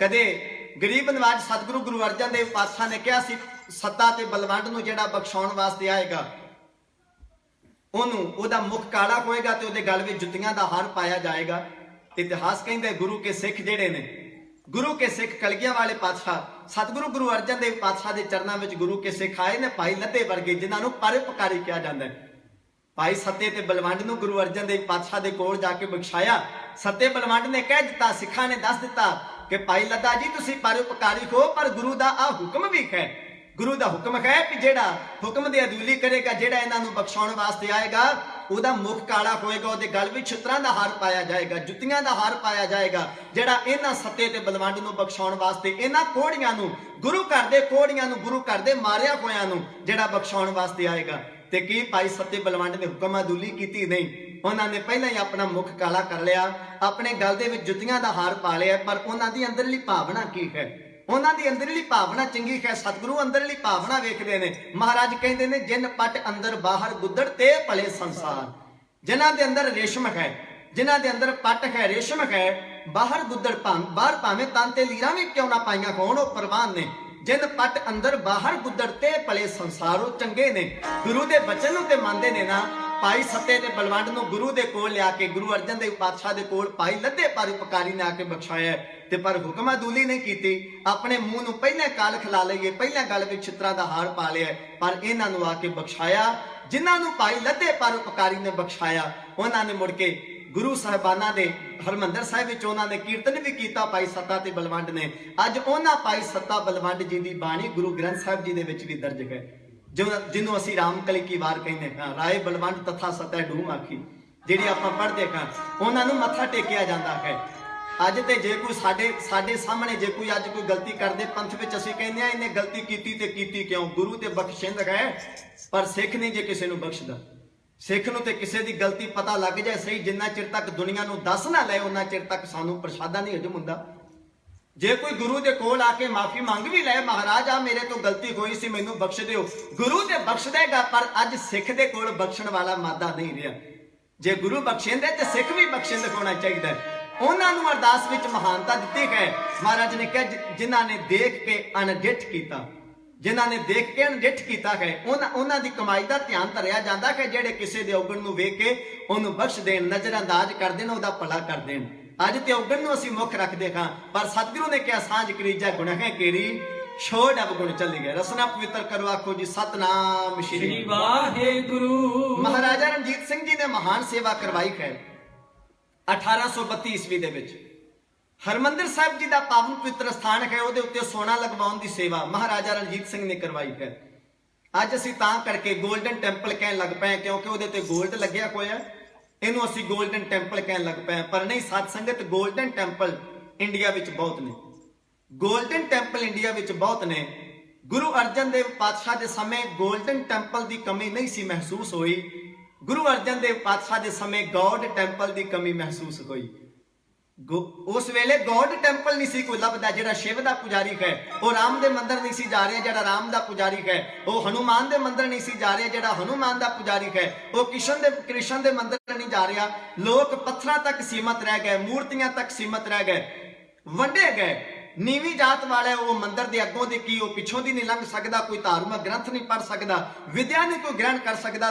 ਲੋਕਾਂ ਨੇ ਆਪੋ ਆਪਣੇ ਦੇਵੀ ਦੇਵਤੇ ਵੀ ਵੰਡ ਲਏ, ਅਵਤਾਰ ਵੀ ਵੰਡ ਲਏ। ਮਹਾਰਾਜ ਨੇ ਕਿਹਾ ਲੋਕ ਤੇ ਵੰਡੇ ਗਏ ਨੇ, ਕੋਈ ਐਸਾ ਪਲੇਟਫਾਰਮ ਤਿਆਰ ਕੀਤਾ ਜਾਏ ਜਿੱਥੇ ਸਾਰੇ ਇਕੱਠੇ ਹੋ ਜਾਣ। ਮਹਾਰਾਜ ਨੇ ਫਿਰ ਸੱਚਖੰਡ ਸ੍ਰੀ ਹਰਮੰਦਰ ਸਾਹਿਬ ਜੀ ਦੀ ਕਾਰ ਸੇਵਾ ਕਰਵਾਈ। ਮਹਾਰਾਜ ਨੇ ਕਿਹਾ ਇੱਕ ਛੱਤ ਥੱਲੇ ਸਾਰੇ ਇਕੱਠੇ ਹੋ ਸਕਦੇ ਨੇ। ਨਾਮ ਮਹਾਰਾਜ ਨੇ ਰੱਖਿਆ ਹਰਮੰਦਰ। ਬਾਣੀ ਦੇ ਬਚਨ ਨੇ ਹਰਮੰਦਰ ਹਰ ਜੀਉ ਸਾਜਿਆ ਹਰ ਵਸੈ ਜਿਸ ਨਾਲ, ਉਹਦਾ ਨਾਮ ਹਰਮੰਦਰ ਰੱਖਿਆ ਹੈ। ਹਰਮੰਦਰ ਨੂੰ ਜਦੋਂ ਅਸੀਂ ਇੰਗਲਿਸ਼ ਵਿੱਚ ਕਵਾਂਗੇ, ਹਰਮੰਦਰ ਤੋਂ ਭਾਵ ਰੱਬ ਦਾ ਘਰ, ਰੱਬ ਦੇ ਘਰ ਤੋਂ ਭਾਵ ਗੋਡ ਟੈਂਪਲ। ਗੁਰੂ ਅਰਜਨ ਦੇਵ ਪਾਤਸ਼ਾਹ ਨੇ 골ਡਨ ਟੈਂਪਲ ਨਹੀਂ ਬਣਾਇਆ, ਗੁਰੂ ਅਰਜਨ ਦੇਵ ਪਾਤਸ਼ਾਹ ਨੇ ਗੋਡ ਟੈਂਪਲ ਬਣਾਇਆ ਹੈ। ਉਹਦੀ ਖਾਸੀਅਤ ਇਹ ਹੈ ਉਹ ਹਰ ਮੰਦਰ ਹੈ। ਰਾਮ ਦੇ ਮੰਦਰ ਬਹੁਤ ਸਨ, ਸ਼ਿਵ ਦੇ ਮੰਦਰ ਬਹੁਤ ਸਨ, ਕ੍ਰਿਸ਼ਨ ਦੇ ਮੰਦਰ ਬਹੁਤ ਸਨ, ਹਨੂਮਾਨ ਦੇ ਮੰਦਰ ਸਨ, ਬ੍ਰਹਮਾ ਦੇ ਮੰਦਰ ਸਨ, ਪਰ ਰੱਬ ਦਾ ਮੰਦਰ ਕੋਈ ਨਹੀਂ ਸੀ, ਹਰੀ ਦਾ ਮੰਦਰ ਕੋਈ ਨਹੀਂ ਸੀ। ਉਸ ਸਮੇਂ ਗੁਰੂ ਅਰਜਨ ਦੇਵ ਪਾਤਸ਼ਾਹ ਨੇ ਹਰੀ ਦਾ ਮੰਦਰ ਬਣਾਇਆ ਹੈ। ਖੈਰ ਉਹਦੇ ਤੇ ਸੋਨਾ ਲਗਵਾਉਣ ਦੀ ਸੇਵਾ ਜਿਹੜੀ ਹੈ ਉਹ ਸ਼ੇਰੇ ਪੰਜਾਬ ਮਹਾਰਾਜਾ ਰਣਜੀਤ ਸਿੰਘ ਨੇ ਕਰਵਾਈ। ਠੀਕ ਹੈ, ਉਹਦੇ ਤੇ 골ਡ ਲੱਗਿਆ ਹੋਇਆ ਦਰਬਾਰ ਸਾਹਿਬ ਤੇ, ਅਸੀਂ ਉਹਨੂੰ 골ਡਨ ਟੈਂਪਲ ਕਹਿਣ ਲੱਗ ਪਏ ਹਾਂ। ਪਰ ਨਹੀਂ ਸਾਧ ਸੰਗਤ, ਸਾਨੂੰ ਪਿਆਰ ਨਾਲ ਉਹੀ ਨਾਂ ਹਰਮੰਦਰ ਸਾਹਿਬ ਜੀ ਦਾ ਲੈਣਾ ਚਾਹੀਦਾ ਹੈ ਜੋ ਹਰਮੰਦਰ ਸਾਹਿਬ ਦਾ ਨਾਂ ਗੁਰੂ ਗ੍ਰੰਥ ਸਾਹਿਬ ਜੀ ਦੇ ਵਿੱਚ ਹੈ। ਪ੍ਰਭ ਹਰਮੰਦਰ ਸੋਹਣਾ ਤਿਸ ਮਹਿਮਾਨ ਕਲਾ, ਜੋ ਨਾਮ ਗੁਰੂ ਗ੍ਰੰਥ ਸਾਹਿਬ ਜੀ ਦੇ ਵਿੱਚ ਹੈ, ਸਾਨੂੰ ਉਹੀ ਨਾਂ ਸ਼੍ਰੀ ਹਰਮੰਦਰ ਸਾਹਿਬ ਦਾ ਲੈਣਾ ਚਾਹੀਦਾ ਹੈ। ਰੱਬ ਦਾ ਘਰ ਹੈ।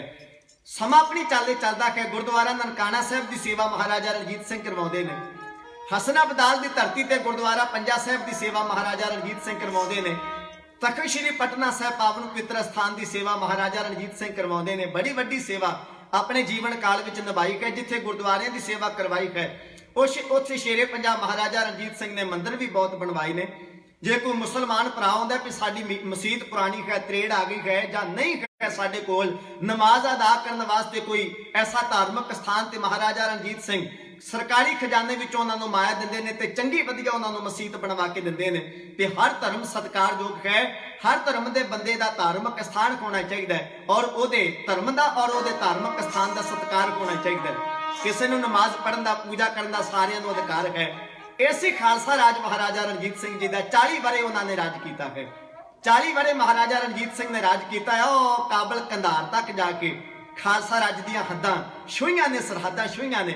ਸ਼ੇਰੇ ਪੰਜਾਬ ਦਾ ਹੀ ਰਾਜ ਸੀ ਉਹਨਾਂ ਦੇ ਰਾਜ ਵਿੱਚ। ਸਰਦਾਰ ਸ਼ਾਮ ਸਿੰਘ ਅਟਾਰੀ, ਬਾਬਾ ਫੂਲਾ ਸਿੰਘ ਅਕਾਲੀ, ਸਰਦਾਰ ਹਰੀ ਸਿੰਘ ਨਲੂਆ, ਸਰਦਾਰ ਨਿਹਾਲ ਸਿੰਘ ਅਟਾਰੀ, ਇਹੋ ਜਿਹੇ ਮਹਾਨ ਮਰਜੀਵੜੇ ਸਨ ਜਿਨ੍ਹਾਂ ਦੇ ਦਰਸ਼ਨ ਕਰਨ ਵਾਸਤੇ ਅੰਗਰੇਜ਼ ਵੀ ਜਾਇਆ ਕਰਦੇ ਸਨ ਤੇ ਦਰਸ਼ਨ ਉਹ ਸਰਦਾਰ ਹਰੀ ਸਿੰਘ ਨਲੂਏ ਦੇ ਬਾਅਦ ਵਿੱਚ ਕਰਦੇ ਸਨ। ਜਦੋਂ ਸਰਦਾਰ ਹਰੀ ਸਿੰਘ ਨਲੂਆ ਅਜੇ ਤੁਰ ਕੇ ਹੀ ਆਉਂਦਾ ਸੀ, ਉਹਦਾ ਚਿਹਰਾ ਨਹੀਂ ਸੀ ਅਜੇ ਅੰਗਰੇਜ਼ ਆਫੀਸਰਾਂ ਨੇ ਦੇਖਿਆ, ਪਰ ਜਦੋਂ ਸਰਦਾਰ ਹਰੀ ਸਿੰਘ ਦੇ ਜਿਹੜੀ ਤੁਰਨ ਦੀ ਧਾਕ ਜਦੋਂ ਜ਼ਮੀਨ ਤੇ ਪੈਂਦੀ ਸੀ, ਉਹ ਅੰਦਾਜ਼ਾ ਲਗਾ ਲੈਂਦੇ ਸਨ ਵੀ ਜਿਹਦੇ ਤੁਰਨ ਦੇ ਨਾਲ ਧਰਤੀ ਦੀ ਹਿੱਕ ਤੇ ਇੰਨੀ ਆਵਾਜ਼ ਆਉਂਦੀ ਹੈ, ਜਿਹਦੀ ਟਾਪ ਵਿੱਚ ਇੰਨੀ ਆਵਾਜ਼ ਹੈ, ਜਿਹਦੇ ਤੁਰਨ ਨਾਲ ਧਰਤੀ ਦੀ ਹਿੱਕ ਤੇ ਇੰਨਾ ਭਾਰ ਪੈਂਦਾ ਹੈ, ਉਹ ਸੂਰਮਾ ਕਿੰਨਾ ਬਲੀ ਹੋਏਗਾ, ਕਿੰਨਾ ਬਹਾਦਰ ਹੋਏਗਾ, ਉਹ ਕਿੰਨਾ ਕੁ ਤਗੜਾ ਹੋਏਗਾ। ਸ਼ੇਰੇ ਪੰਜਾਬ ਮਹਾਰਾਜਾ ਰਣਜੀਤ ਸਿੰਘ ਦਾ ਰਾਜ 40 ਵਰ੍ਹੇ ਰਿਹਾ। ਇਹਨਾਂ ਪਵਿੱਤਰ ਰਾਜ ਸੀ ਸ਼ੇਰੇ ਪੰਜਾਬ ਦਾ। 40 ਵਰ੍ਹਿਆਂ ਦੇ ਵਿੱਚ ਇੱਕ ਵੀ ਧਰਮ ਦੇ ਨਾਂ ਤੇ ਕੋਈ ਦੰਗਾ ਨਹੀਂ ਹੋਇਆ, ਇੱਕ ਵੀ ਧਰਮ ਦੇ ਨਾਂ ਤੇ ਕੋਈ ਲੜਾਈ ਝਗੜਾ ਨਹੀਂ ਹੋਇਆ, ਨਾ ਕੋਈ 40 ਵਰ੍ਹਿਆਂ ਦੇ ਵਿੱਚ ਸ਼ੇਰੇ ਪੰਜਾਬ ਦੇ ਰਾਜ ਵਿੱਚ ਪੰਜਾਬ ਦੀ ਧਰਤੀ ਤੇ ਕੋਈ ਚੋਰੀ ਹੋਈ।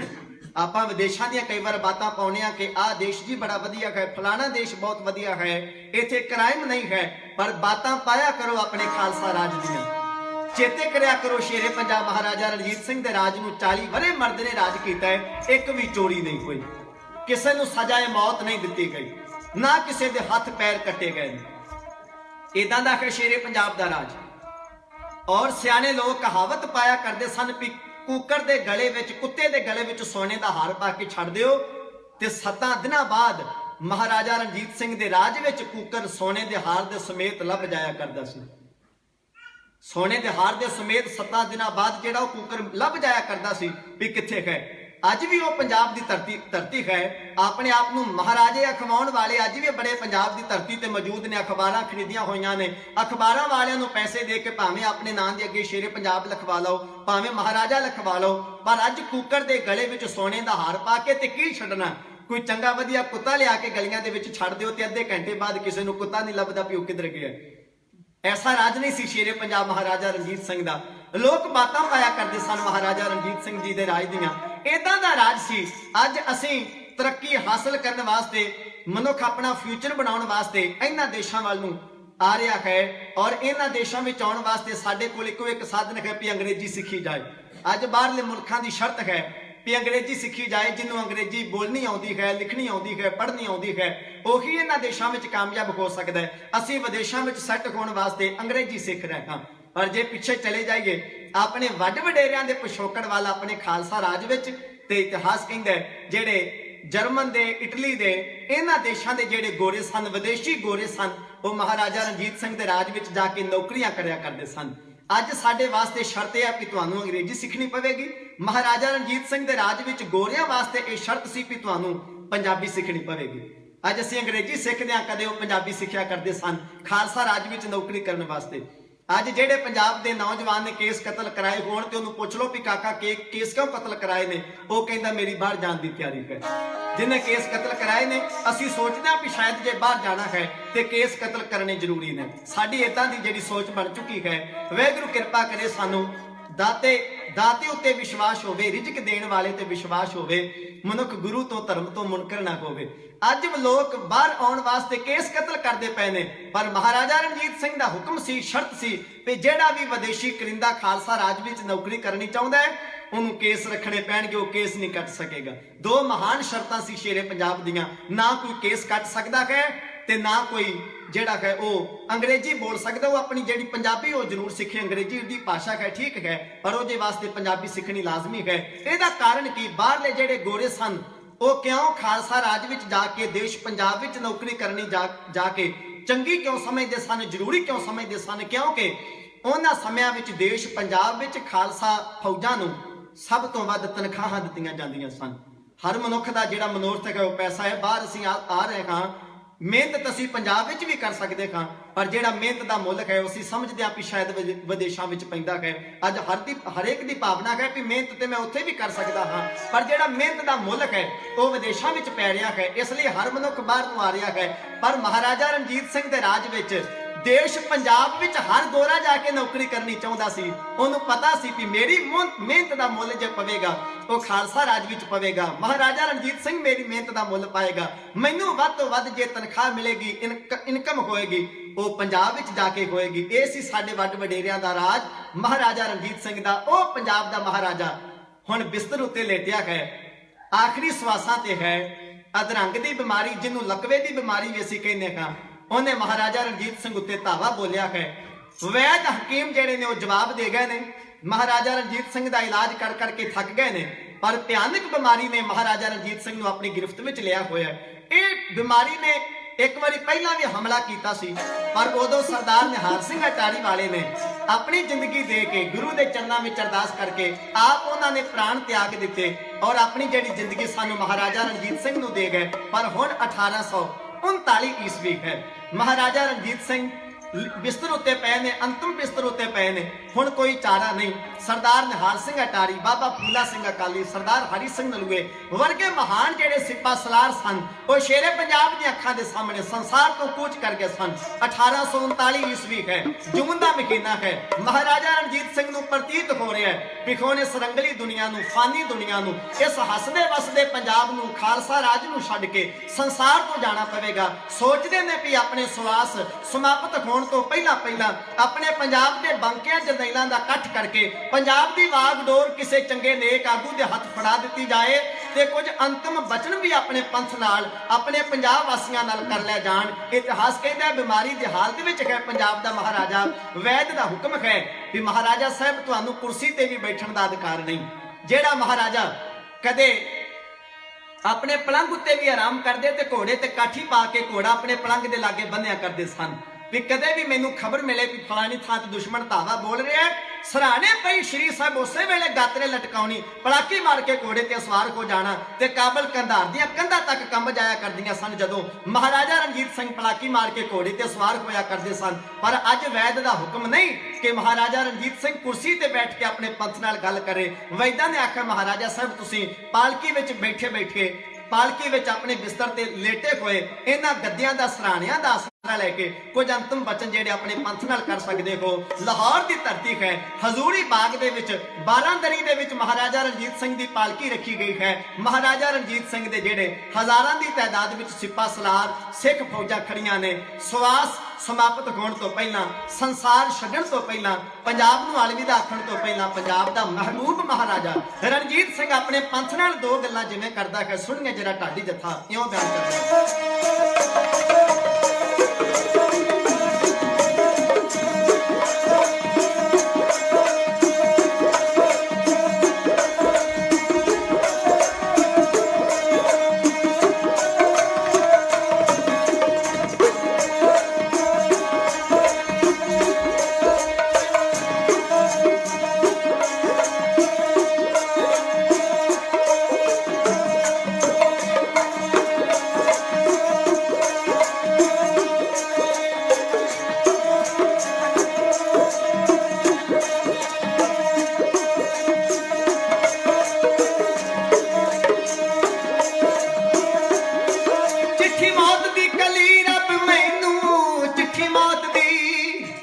ਦੀ ਕਲੀ ਰੱਬ ਮੈਨੂੰ ਜਾਣ ਲਈ ਤਿਆਰ ਹੋ ਗਿਆ। ਘੜੀ ਪਲਾਂ ਦਾ ਪਰੌਣਾ ਹੋਇਆ। ਦਿਲਾਂ ਜਾਂਦੀ ਵਾਰ ਦੀਆਂ ਯਾਦ ਰੱਖਿਓ ਨਾ ਦਿਲ ਚੋਂ ਭੁਲਾਇਓ। ਸਿੱਖਿਆ ਮੇਰੀ ਨੂੰ ਖੀਰਿਓ ਪੰਜਾਬ ਮੇਰਾ ਕਾਲਜਾ ਜੇ ਨਾ ਚੀਰਿਓ। ਪੰਜਾਬ ਮੇਰਾ ਕਾਲਜਾ ਜੇ ਨਾ ਚੀਰਿਓ।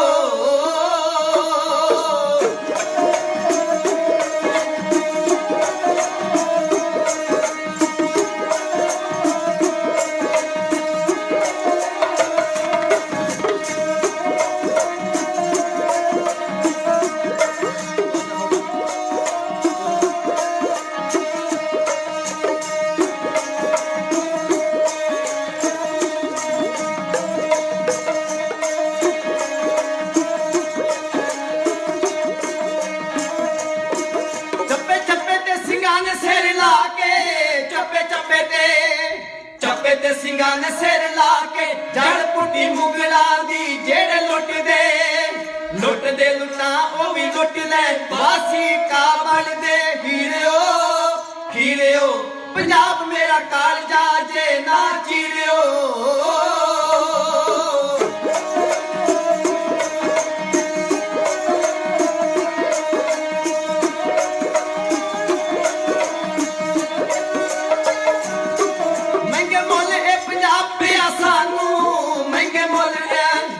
ਮੁੱਲ ਇਹ ਪੰਜਾਬ ਮਿਆ ਸਾਨੂੰ ਲਿਆ ਲੱਖਾਂ ਸੀਸ ਨੇ ਸਿਰ ਲਾ ਕੇ ਜੜ ਪੁੱਟੀ ਮੁਗਲਾਂ ਦੀ ਜਿਹੜੇ ਲੁੱਟ ਦੇ ਲੁੱਟਾਂ ਉਹ ਵੀ ਲੁੱਟ ਲੈ ਵਾਸੀ ਕਾਬਲ ਦੇ ਹੀਰਿਓ ਪੰਜਾਬ ਮੇਰਾ ਕਾਲਜਾ ਜੇ ਨਾ ਚੀਰਿਓ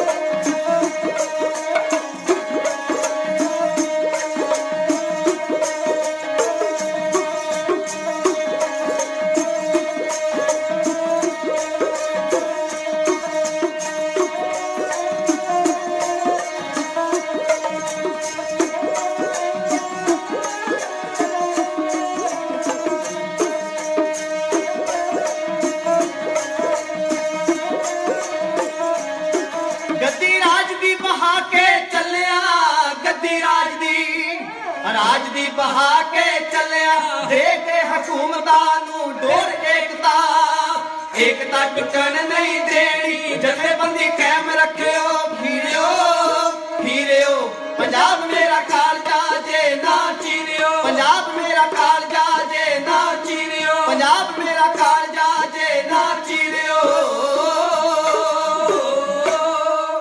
ਪੰਜਾਬ ਦੀ ਜਿਹੜੀ ਵਾਗਡੋਰ ਹੈ ਮਹਾਰਾਜਾ ਰਣਜੀਤ ਸਿੰਘ ਜੀ ਨੇ ਸ਼ਹਿਜ਼ਾਦਾ ਖੜਕ ਸਿੰਘ ਦੇ ਮੱਥੇ ਤੇ ਤਿਲਕ ਲਾਇਆ ਉਹਦੀ ਬਾਹ ਧਿਆਨ ਸਿੰਘ ਡੋਗਰੇ ਨੂੰ ਫੜਾ ਕੇ ਆਖਿਆ ਇਹਦੇ ਨਾਲ ਵਫਾਦਾਰੀ ਕਰੀ ਇਹ ਭੋਲਾ ਹੈ ਭਲਾ ਮਾਨਸ ਹੈ ਤੂੰ ਸਿਆਣਾ ਹੈ ਤੂੰ ਮੇਰੇ ਨਾਲ ਇੰਨੇ ਵਰੇ ਬਤਾਏ ਨੇ ਖਾਲਸਾ ਰਾਜ ਨੇ ਤੈਨੂੰ ਕਿੱਥੋਂ ਚੁੱਕਿਆ ਤੇ ਕਿਸ ਬੁਲੰਦੀਆਂ ਤੱਕ ਪਹੁੰਚਾਇਆ ਕਿ ਧਿਆਨ ਸਿੰਘ ਉਹ ਕਦੇ ਭੁਲਾਇਓ ਨਾ ਚੇਤੇ ਰੱਖਿਓ ਖਾਲਸਾ ਰਾਜ ਨਾਲ ਕਦੇ ਗਦਾਰੀ ਨਾ ਕਰਨਾ ਇਹਨਾਂ ਨੂੰ ਏਕਤਾ ਦੀ ਲੜੀ ਵਿੱਚ ਪਰੋ ਕੇ ਰੱਖਣਾ ਵੇਖਿਓ ਕਿਤੇ ਇਹਨਾਂ ਨੂੰ ਤੀਲਾ ਨਾ ਕਰ ਦਿਓ ਕੌਮ ਦੇ ਜਥੇਦਾਰਾਂ ਨੂੰ ਵੰਗਾਰ ਕੇ ਉਹਨਾਂ ਨੂੰ ਸੰਬੋਧਨ ਹੋ ਕੇ ਮਹਾਰਾਜਾ ਰਣਜੀਤ ਸਿੰਘ ਨੇ ਆਖਿਆ ਸਿੰਘੋ ਇਹ ਪੰਜਾਬ ਸਾਨੂੰ ਐਵੇਂ ਨਹੀਂ ਮਿਲਿਆ ਲੱਖਾਂ ਸ਼ਹੀਦੀਆਂ ਦੇ ਕੇ ਮਿਲਿਆ ਹੈ ਇਹ ਜਿਹੜੀ ਕੰਟਰੀ ਬਣੀ ਹੈ ਇਹ ਜਿਹੜਾ ਦੇਸ਼ ਬਣਿਆ ਹੈ ਪੰਜਾਬ ਇਹ ਐਵੇਂ ਨਹੀਂ ਬਣਿਆ ਚੱਪੇ ਤੇ ਤੁਹਾਡੇ ਪੁਰਖਿਆਂ ਨੇ ਸੀਸ ਲਾਏ ਨੇ ਇਹਨਾਂ ਖੂਨ ਡੋਲਿਆ ਹੈ ਉਹਨੂੰ ਭੁਲਾਇਓ ਨਾ ਹੁਣ ਤੇ ਰਾਜ ਭਾਗ ਕਾਇਮ ਹੋ ਗਿਆ ਹੈ ਬੜੀਆਂ ਮੁਸ਼ਕਲਾਂ ਨਾਲ ਤੁਹਾਡੇ ਵੱਡ ਵਡੇਰਿਆਂ ਨੇ ਇਹ ਖਾਲਸਾ ਰਾਜ ਕਾਇਮ ਕੀਤਾ ਹੈ ਰਾਜ ਖਾਲਸੇ ਦਾ ਆਇਆ ਹੁਣ ਸਿਰਫ ਇਹਨੂੰ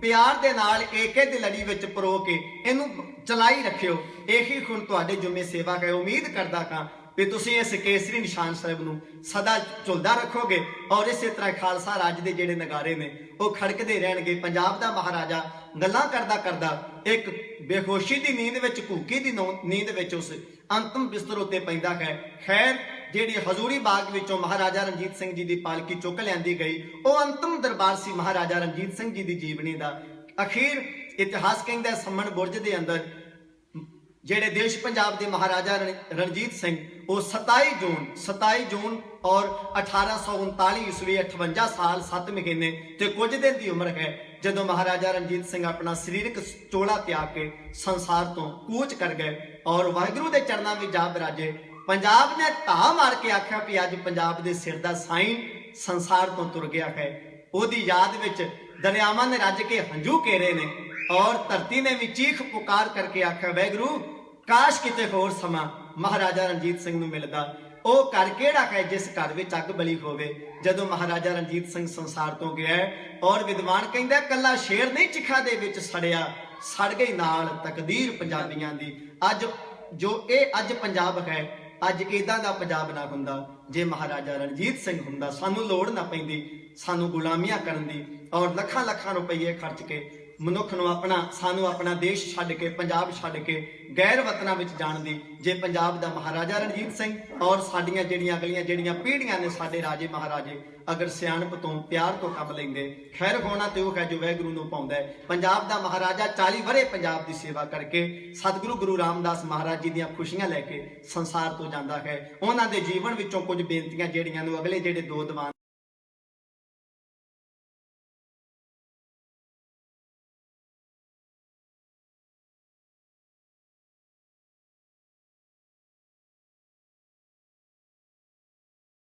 ਕਲੀਅਰ ਕਰਨ ਦੀ ਸਤਿਗੁਰੂ ਪਾਤਸ਼ਾਹ ਸੁਮਤ ਬਖਸ਼ਣ ਜ਼ਰੂਰ ਕੋਸ਼ਿਸ਼ ਕਰਾਂਗੇ ਵੀ ਇਹ ਕੀ ਗੱਲਾਂ ਸਹੀ ਨੇ ਕਿ ਜਾਂ ਸਾਡਾ ਜਰਨੈਲ ਸਾਡੇ ਤੋਂ ਖੋਇਆ ਜਾ ਰਿਹਾ ਹੈ। ਇਹ ਗੱਲਾਂ ਆਪਾਂ ਜ਼ਰੂਰ ਪਾਤਸ਼ਾਹ ਦੇ ਚਰਨਾਂ ਵਿੱਚ ਵਿਚਾਰਾਂਗੇ। ਭੁੱਲਾਂ ਦੀ ਖਿਮਾ।